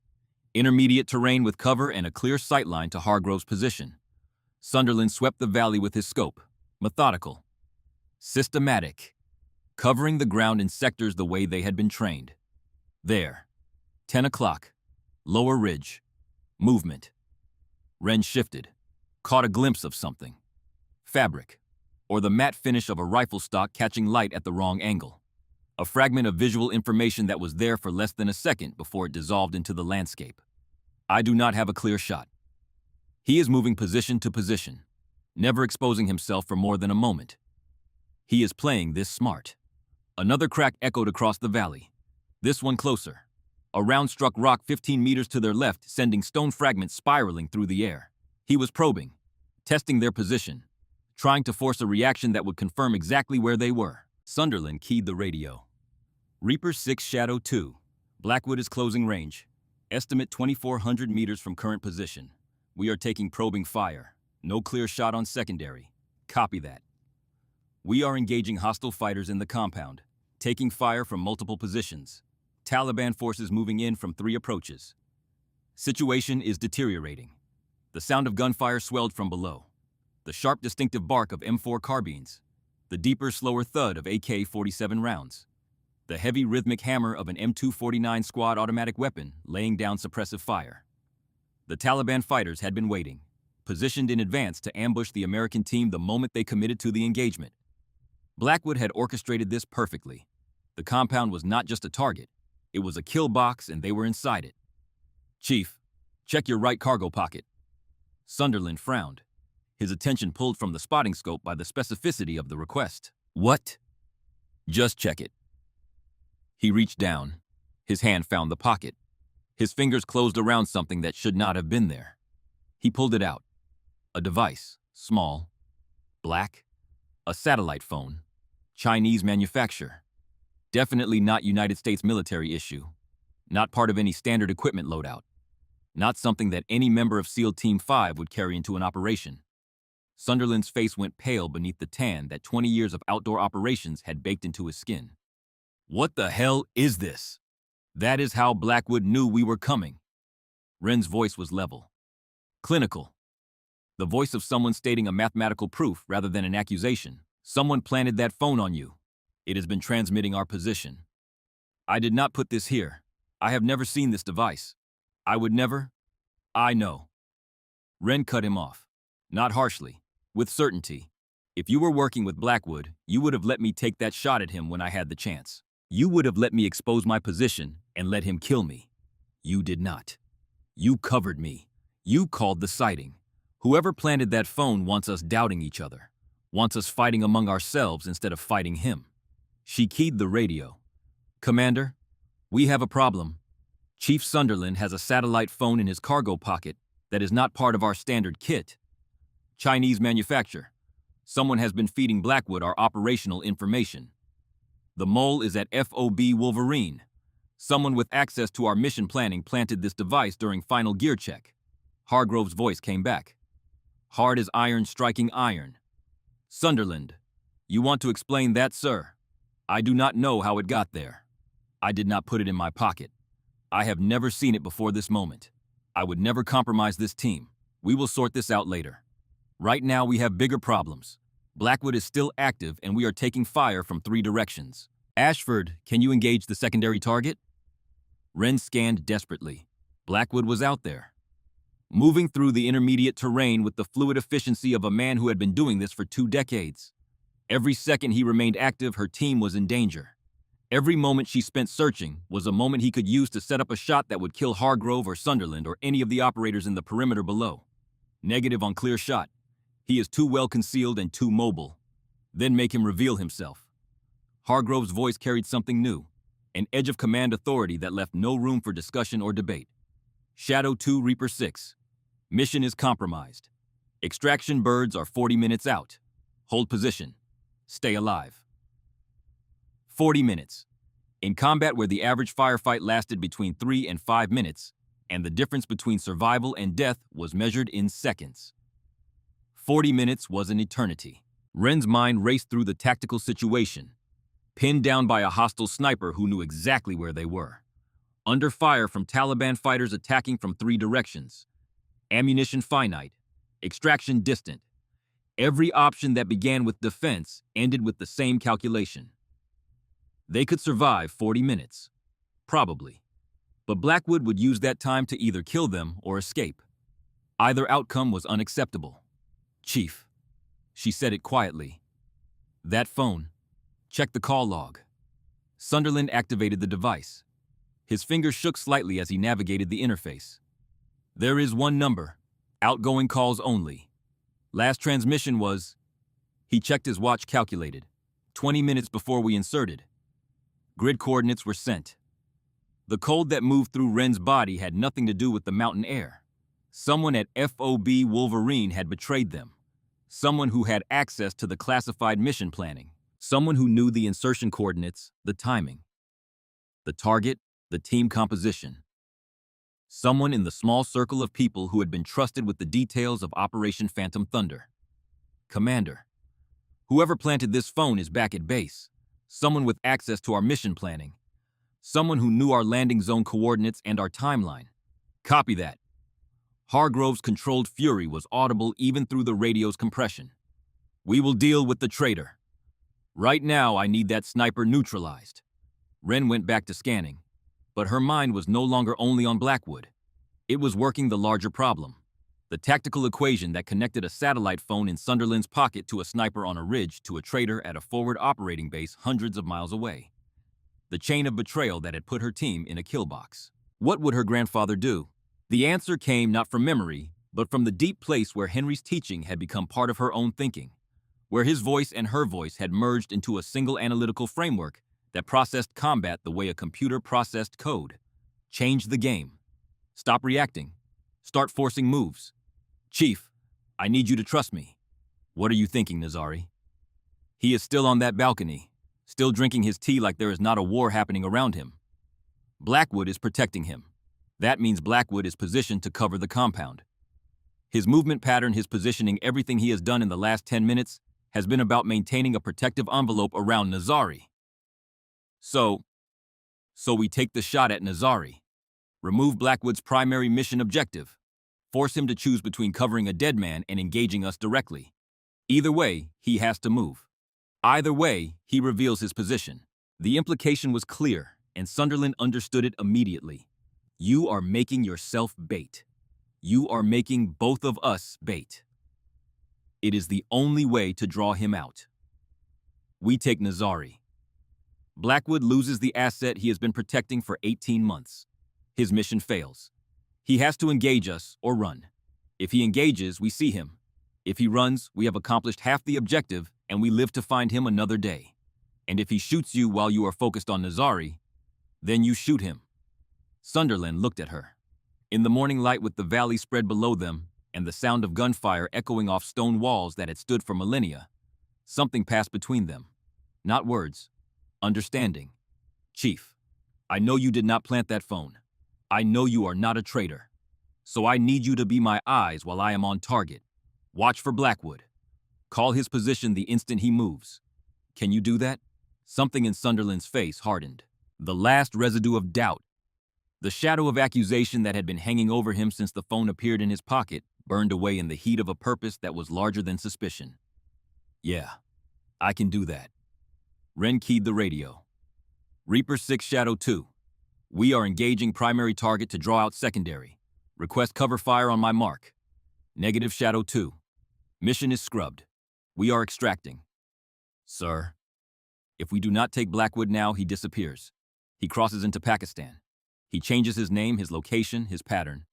And 40 more Americans die while we spend the next year trying to find him again. This is the shot. Right now. Right here. I can make this work. Long pause. The radio hissed with static. Ren could almost hear Hargrove weighing the variables. Risk against reward. The lives of his team against the lives of the soldiers who would die in the months ahead if Blackwood walked away from this valley. Finally. You have got one shot, Ashford.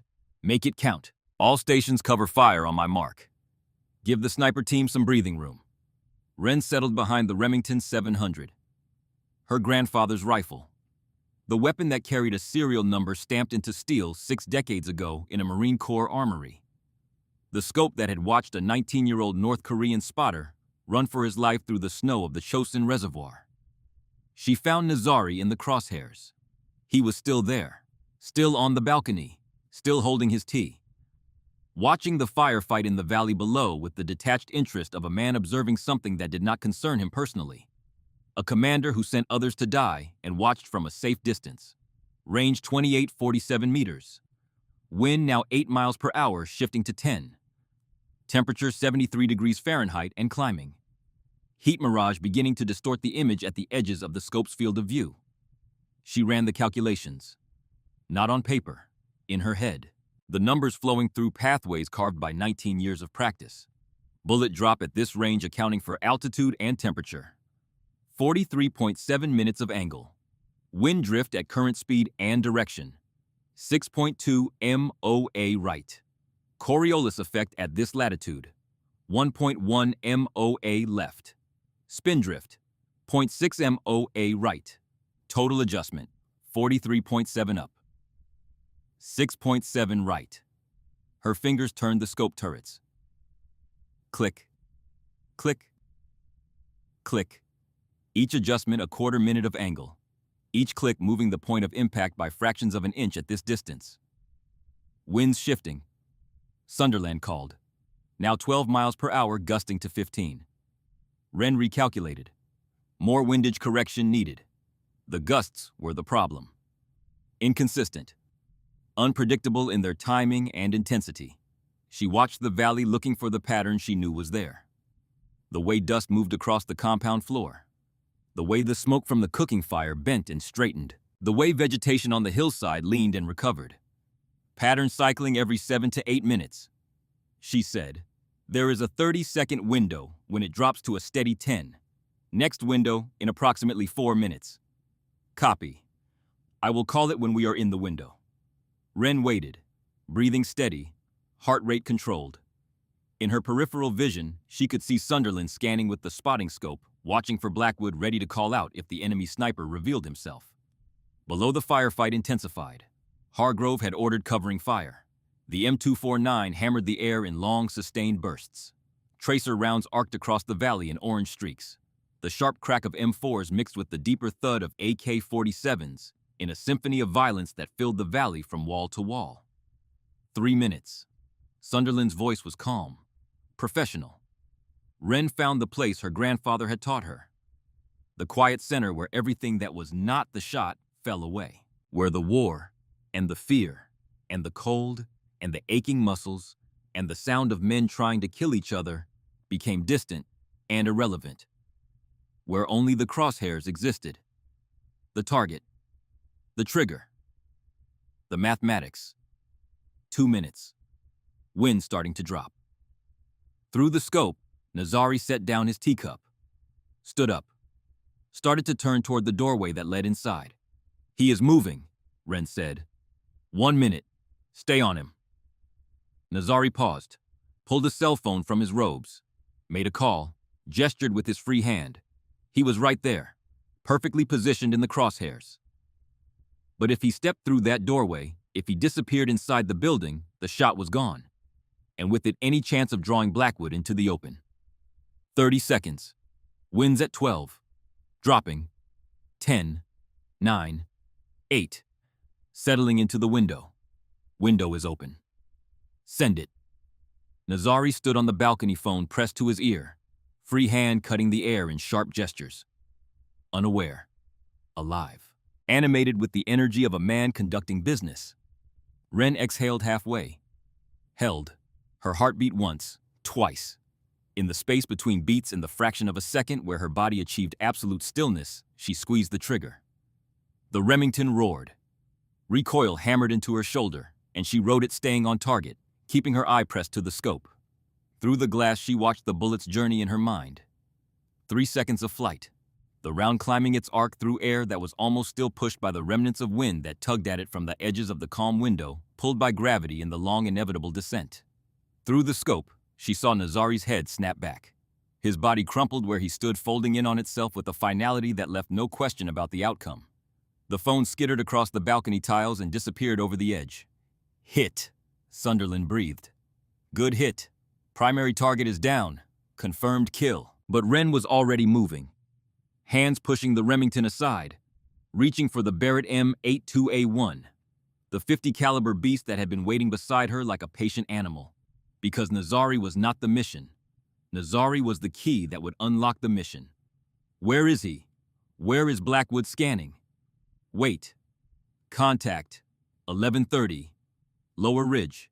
He is repositioning. Moving to engage. Wren pulled the Barrett forward, threw the bipod down, settled in behind the massive rifle. The scope was different from the Night Force on the Remington.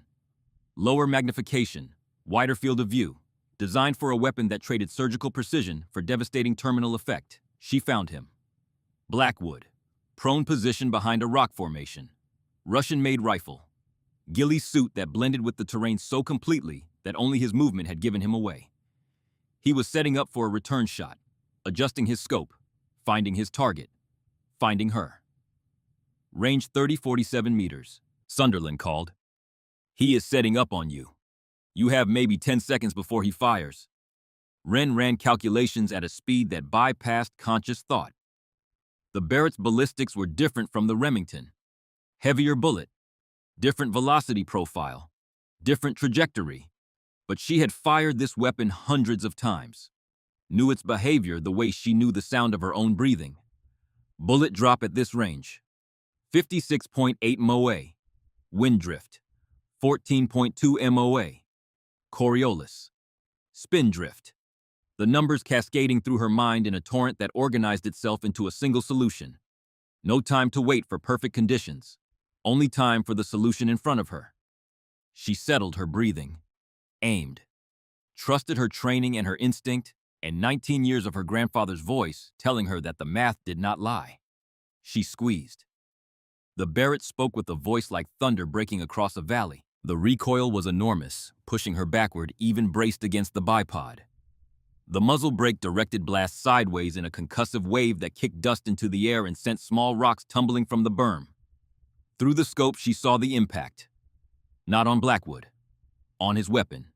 The .50 caliber round struck the Russian rifle and disintegrated it. The scope exploded in a shower of glass and metal fragments. The stock shattered. The barrel bent. In an instant, Blackwood's ability to fight at range was destroyed. Hit his weapon. Sunderland shouted. He is disarmed at distance. He is blind. Wren was already cycling the bolt. Chambering another round. The Barrett's action was heavier than the Remington's, requiring more force, more deliberate manipulation. She found Blackwood in the scope again. He was rolling sideways fast, scrambling for cover behind the rocks with the desperate efficiency of a man who understood that the next round would not hit his rifle. She fired. The .50 caliber round struck the boulder he had been using for cover and blew chunks of stone into the air. But Blackwood was already gone, behind the rock, behind the ridge, displaced. He is down. Lost visual. He has displaced behind the ridge formation. All stations Reaper 6. Primary target eliminated. Secondary target engaged weapon destroyed. Status on secondary is unknown. All elements break contact and move to extraction point. Move now. The team began pulling back. Fire and maneuver by pairs, each element covering the other's movement, creating distance between themselves and the Taliban fighters, who were now leaderless without Nazari, but still numerous and still armed and still dangerous. Wren and Sunderland packed their weapons with controlled urgency. The hide that had taken 15 minutes to build was abandoned in 90 seconds. Camouflage netting left behind, only the weapons and ammunition and the critical equipment that could not be replaced. Shadow 2. Reaper 6. Status on the satellite phone. Sunderland looked at the Chinese device still lying on the rocks where he had dropped it. Still here, Commander. Bring it. We are going to find out who sold us out. They moved, falling back along the approach route they had climbed in darkness 4 hours ago. The terrain that had been brutal on the way up was treacherous on the way down. Loose scree turning every step into a controlled slide. Gravity pulling them toward the valley floor where Taliban fighters were still maneuvering. Bullets snapped past, the distinctive crack of rounds breaking the sound barrier close enough to feel the pressure wave against exposed skin.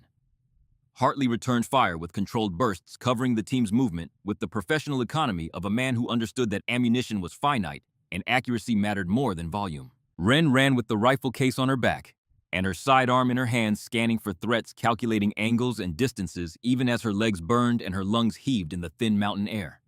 Behind them, the firefight faded as distance accumulated. They reached the landing zone 35 minutes later. Every operator breathing hard. Ammunition critically low. Kowalski had treated a graze wound on Stevens that was bleeding freely, but not life-threatening. The Blackhawks came in fast. 2 of them. rotors beating the air into submission as they flared over the rocky plateau. The teams piled in with the organized chaos of professionals who had practiced this evolution until it was muscle memory. Wren was the last one up the ramp, Sunderland's hand gripping her vest and hauling her aboard as the helicopter's wheels left the ground. Through the open door as the Black Hawk banked hard and climbed away from the valley, Wren watched the Petch Valley fall away below. Smoke rose from Nazari's compound. The ridgeline where Blackwood had positioned himself was empty, the rocks indifferent to the violence that had played out among them. Nazari was dead. Blackwood was wounded. His weapon destroyed. His mission failed. But as the helicopter climbed through thin mountain air and the valley shrank to a scar between peaks, Hargrove moved through the cabin checking each team member. When he reached Sunderland, he held out his hand. The phone. Sunderland handed it over. Hargrove examined the device, turning it in his fingers, his face carved from something harder than stone. Then he moved to Wren, leaned close to be heard over the rotors. Quick Reaction Force recovered Blackwood's body 20 minutes ago. He did not survive his wounds. Fragments from his destroyed weapon and the stone impacts caused injuries he could not treat alone on that ridge. Wren processed this. Blackwood was dead. The Barrett round that had shattered his rifle had sent shrapnel into his body. The second round that blew apart the boulder had driven stone fragments into him at velocities that turned rock into shrapnel. He had bled out behind the rocks on the ridge where he had chosen to make his stand. He had this on him. Hargrove held up a clear evidence bag containing a phone. Screen cracked but still glowing. A message typed but not sent. Addressed to you. Wren took the bag. Read the small cramped text on the damaged screen. Wren Ashford. If you are reading this, you made a shot I did not think was possible. 3,247 meters. You just broke my record by 158 meters. Your grandfather would be proud. I studied Henry Ashford's work for 20 years. He shaped everything I became as a sniper. When I made my 3,089-meter shot in Iraq, I dedicated it to his memory. I thought I was honoring his legacy. I was wrong. I was corrupting it. Korea, 1952. Your grandfather spared a North Korean spotter, 19 years old. That spotter was executed by his own officers weeks later for desertion. But he had a son. That son became an instructor in their military. That instructor trained foreign advisors during joint exercises in the 1990s, including me. Your grandfather's mercy created a lineage of snipers. I am the corruption of that line. The mole at FOB Wolverine is not Sunderland. He is clean. The phone was planted on him during final gear check. The real traitor is Colonel Raymond Price. He has been selling operational intelligence for 3 years. Payment totaling $8.7 million in offshore accounts. Gambling debts and blackmail drove him to it. Price will kill every one of you to protect himself. He warned me you were coming. He has been running this from the start. You are the true heir to Henry Ashford's legacy. Do not let Price corrupt it the way I did. Your 3,247-meter shot just proved who the real master is. Elias Blackwood. Wren read it twice. Her hands were steady. Her mind was not. Is it credible? She asked. CIA is checking Price's financials now. Hargrove's jaw tightened. But everything Blackwood described matches patterns we have been seeing. 11 operations compromised in 6 months. Every single one after Price arrived at Wolverine. The timing is exact. The helicopter banked toward friendly airspace. Wren closed her eyes. Let the adrenaline drain from her system. Let the calculations stop just for a moment and felt the weight of what had happened settle into her bones. She had made the shot. 3,247 meters. The longest confirmed combat kill in United States military history. And in his final message, written by a man who knew he was likely to die, Elias Blackwood had given her something more valuable than a record. He had given her the name of the traitor who had sent 15 Americans to their deaths. The war between the ridges was over. The war waiting at FOB Wolverine was about to begin. The Black Hawk touched down at Forward Operating Base Wolverine at 0847 hours.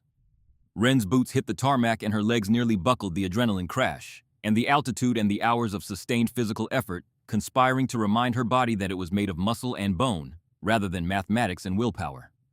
The sun was already climbing toward the brutal midday heat that turned the base into a kiln, baking the plywood buildings and gravel pathways until the air above them shimmered like water. Around her, the team dispersed toward the debriefing building, each man carrying the particular silence that follows combat. Not the silence of men who had nothing to say, but the silence of men who had too much to process, and no language precise enough to contain it. They had gone into the Peck Valley to kill 2 men, and had nearly been killed themselves by a traitor they could not see, and a sniper who had studied their own doctrine well enough to turn it against them. Hargrove's hand on her shoulder stopped her before she reached the debriefing room. "Ashford, my office, 5 minutes." She nodded, watched him walk away with the satellite phone evidence bag tucked under his arm. The weight of what it contained was invisible but enormous. A device that proved someone at this base, someone who wore the same flag on their shoulder and swore the same oath and slept in the same plywood buildings, had sold the lives of American soldiers for money. Sunderland stood nearby. The chief's face was drawn the tan, unable to conceal the pallor that had settled over him since the phone appeared in his pocket. Being accused of betrayal even implicitly, even temporarily, had carved something out of him that would take time to rebuild. "Chief." Wren said it quietly. He looked at her. "I meant what I said on that ridge. I know you did not plant that phone. I know who you are. How can you be that certain because you called the contact on Blackwood when you could have stayed silent? Because you spotted his repositioning and fed me the data I needed to take the shot. Because when I told you I was making us both bait, you did not hesitate. You said yes, and you picked up your scope and you did your job." She adjusted the rifle case on her shoulder. "Whoever planted that phone wanted us to tear ourselves apart, wanted suspicion to do the work that bullets could not. We do not give them that satisfaction." Something crossed Sunderland's face. Relief, yes, but beneath it something older and more durable. The recognition of loyalty offered without conditions in a moment when conditions would have been understandable. "Thanks, Ashford. Do not thank me yet. We still have to find out who put it there." She left him and walked toward the plywood building that housed Hargrove's office. Inside, the air was marginally cooler, circulated by a fan mounted to the ceiling that produced a sound like a small animal dying slowly. Hargrove sat behind his desk, not with the satellite phone, but with something else. A clear evidence bag containing a second phone screen, cracked, still faintly glowing. Closed the door. Wren did. Took the chair he gestured toward. Quick reaction force recovered Blackwood's body. Hargrove slid the evidence bag across the desk. He had this on him. "You read the message on the helicopter. I need to know your assessment. The message is credible, sir." Blackwood had no reason to lie. He was writing it knowing he would likely be dead before it could be sent. Men in that position do not waste their last words on deception. They settle accounts. Hargrove nodded. "CIA is running Price's financials as we speak. But everything Blackwood described matches the pattern. 11 operations compromised in 6 months. Every single one touched by Price during the planning phase. The timing, the access, the specific details that were leaked. It all points to one man. If Price knows we are looking at him, he will run. Or he will destroy evidence, or both. Which is why we are moving fast. CIA is preparing arrest authorization. Quiet arrest. 0200 hours tonight. Minimal personnel. By morning, this will be over." Hargrove leaned forward. "But Ashford, Price does not know about this message. Blackwood never sent it. We recovered it from his body. That gives us an advantage, but only if we protect it, which means you go to the debriefing at 1400 hours. You sit in that room with the rest of the team and with Price because he will be there, and you act normal. You let him think we are still chasing ghosts. You let him believe the satellite phone on Sunderland is the extent of what we know." Wren understood. The debriefing was not a debriefing. It was theater. A performance designed to keep a traitor comfortable while the trap closed around him. What if he runs before 0200? All exits are monitored. Guards doubled at every gate. He is not leaving this base without us knowing. Hargrove paused. "Unless he has help we do not know about. Then we deal with that when it happens." He studied her face. "Get some rest. You look like you have been climbing mountains all night." "With respect, sir. So do you." He almost smiled. Dismissed. Her quarters were suffocating. The plywood walls held the heat like an oven, and the single fan mounted above her cot moved air that was too hot to provide comfort. Wren stripped off her tactical gear piece by piece, each item placed in its designated position with the precision of a woman who understood that order was not a luxury, but a survival mechanism. The Remington 700 went into its case after a thorough cleaning. Every surface wiped, every moving part lubricated, the barrel swabbed until the patches came out white. The rifle was perfect. It always was. She had 4 hours before the debriefing. She should sleep. Could not. Her mind refused to downshift from the operational tempo it had been running since the Black Hawk had lifted off the night before. Instead, she pulled out Henry's journal, found the entry she was looking for. Not November 14th, a different one. 2 weeks later, December 1st, 1952.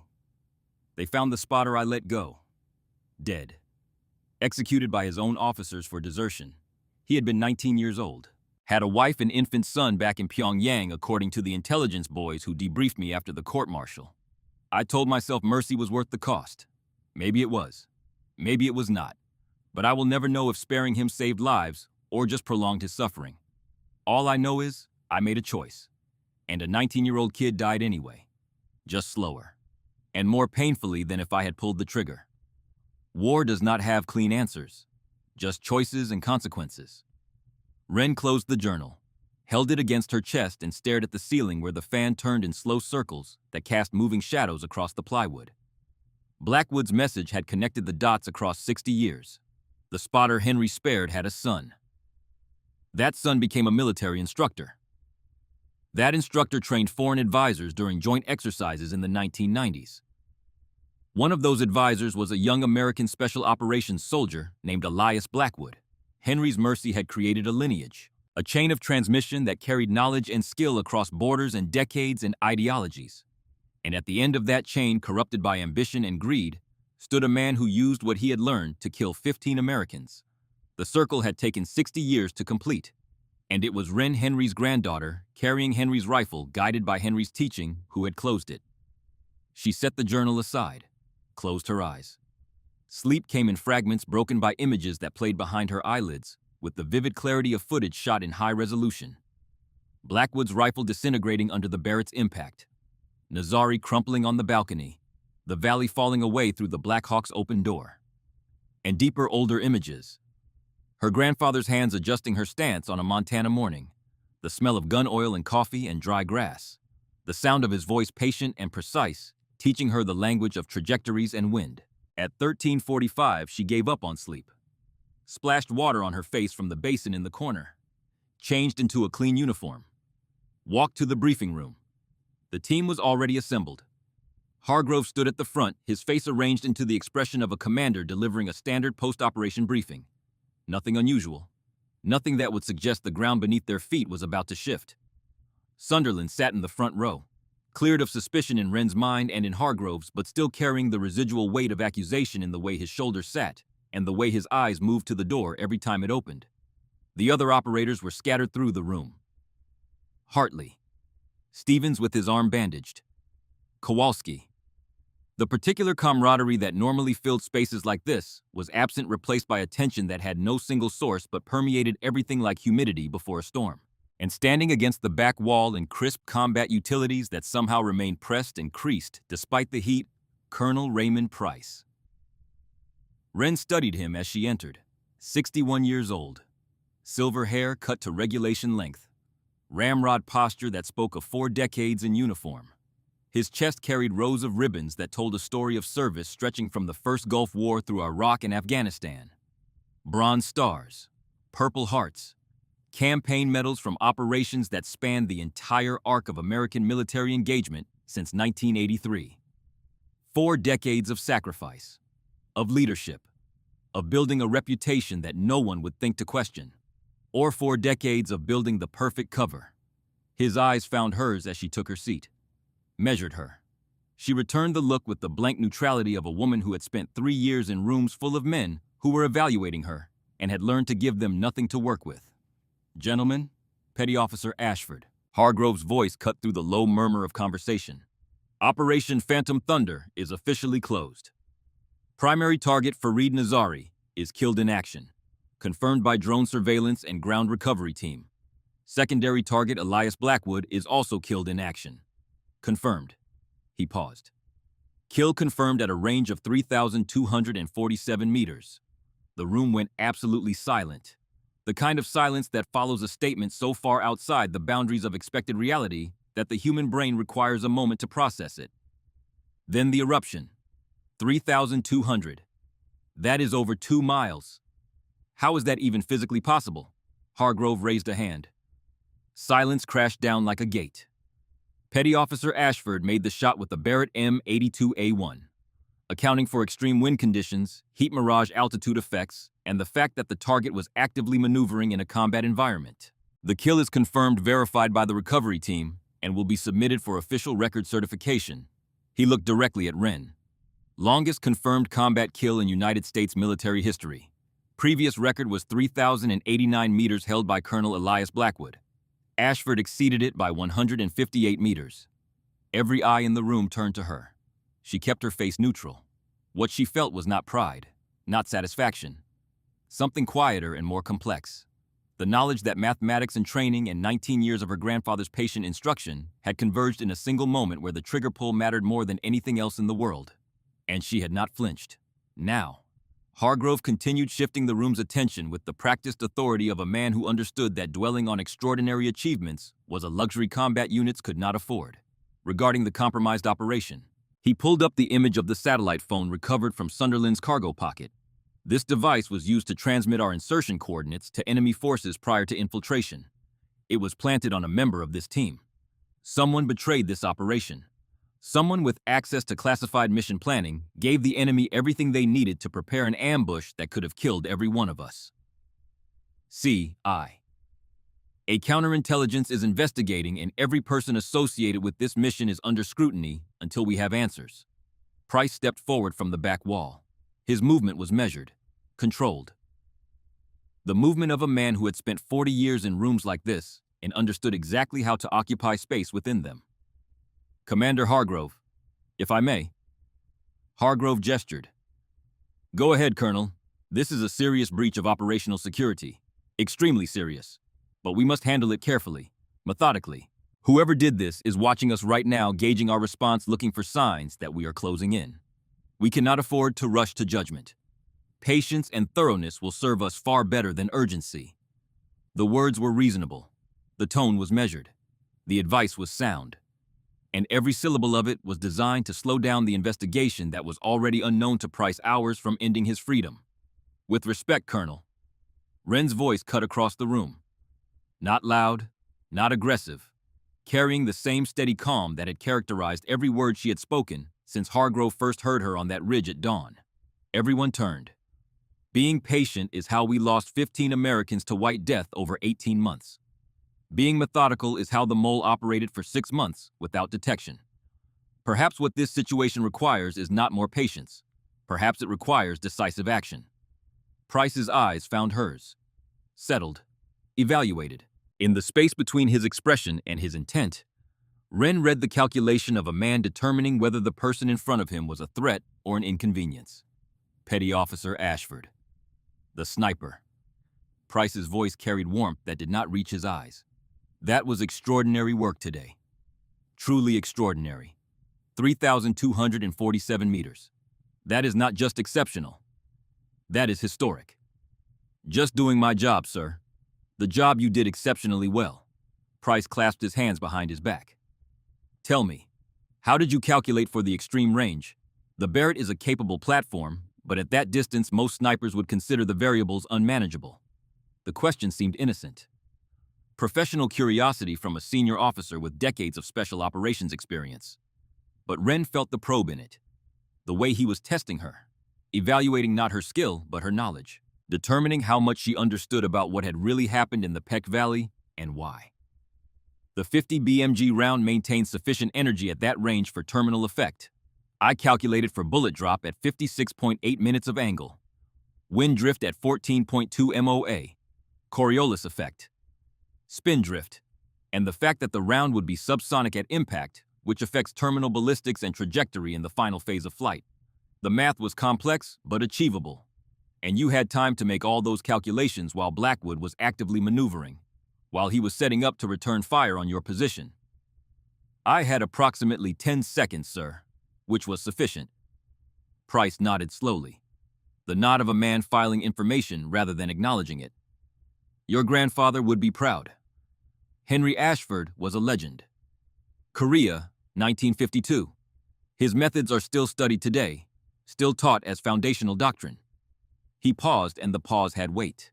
In fact, I believe Elias Blackwood studied those methods extensively, tried to surpass them. Must have been personal for you taking him down. Wren held his gaze without blinking.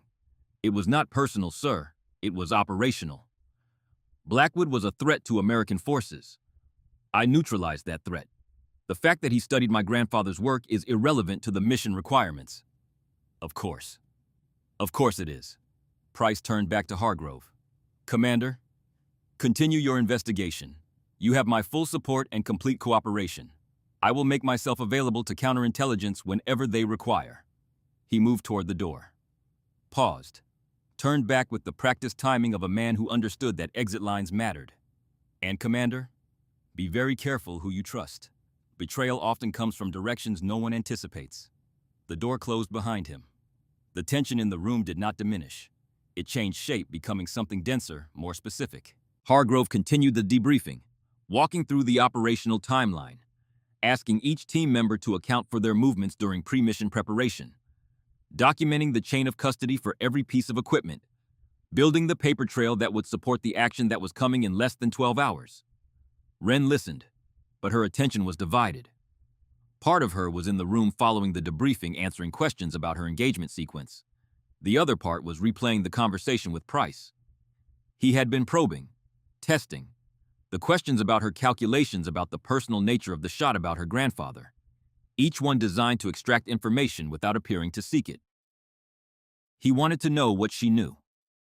Whether Blackwood had communicated anything before dying, whether the message on that phone had been discovered. He was good. 40 years of operating in environments where information was currency and deception was survival had made him very good.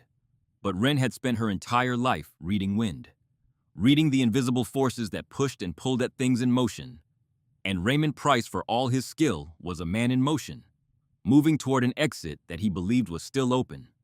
The debriefing ended at 16:30 hours. The team filed out. Wren was heading back to her quarters when footsteps approached from behind. Measured, deliberate.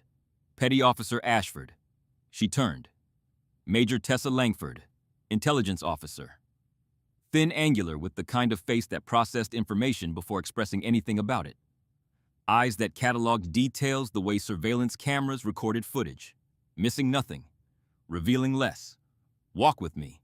It was not a request. Wren fell into step as Langford led her away from the main buildings toward the perimeter fence where guard towers overlooked the valley and the mountains beyond. The late afternoon sun stretched their shadows long across the gravel. That was an impressive display in the briefing room. Standing up to a full colonel. Not many junior enlisted have that kind of composure under that kind of scrutiny. I answered his questions honestly, ma'am. You did more than that. You challenged him, pushed back on his recommendation for patience, watched his reaction while you did it.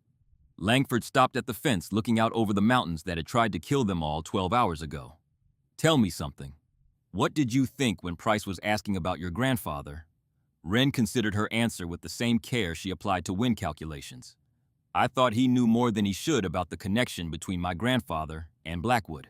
And I thought it was strange that a colonel with 4 decades of experience was more interested in whether the shot was personal than in the operational details of the engagement.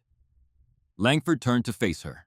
The intelligence officer's expression was unreadable, but her eyes held something that might have been approval.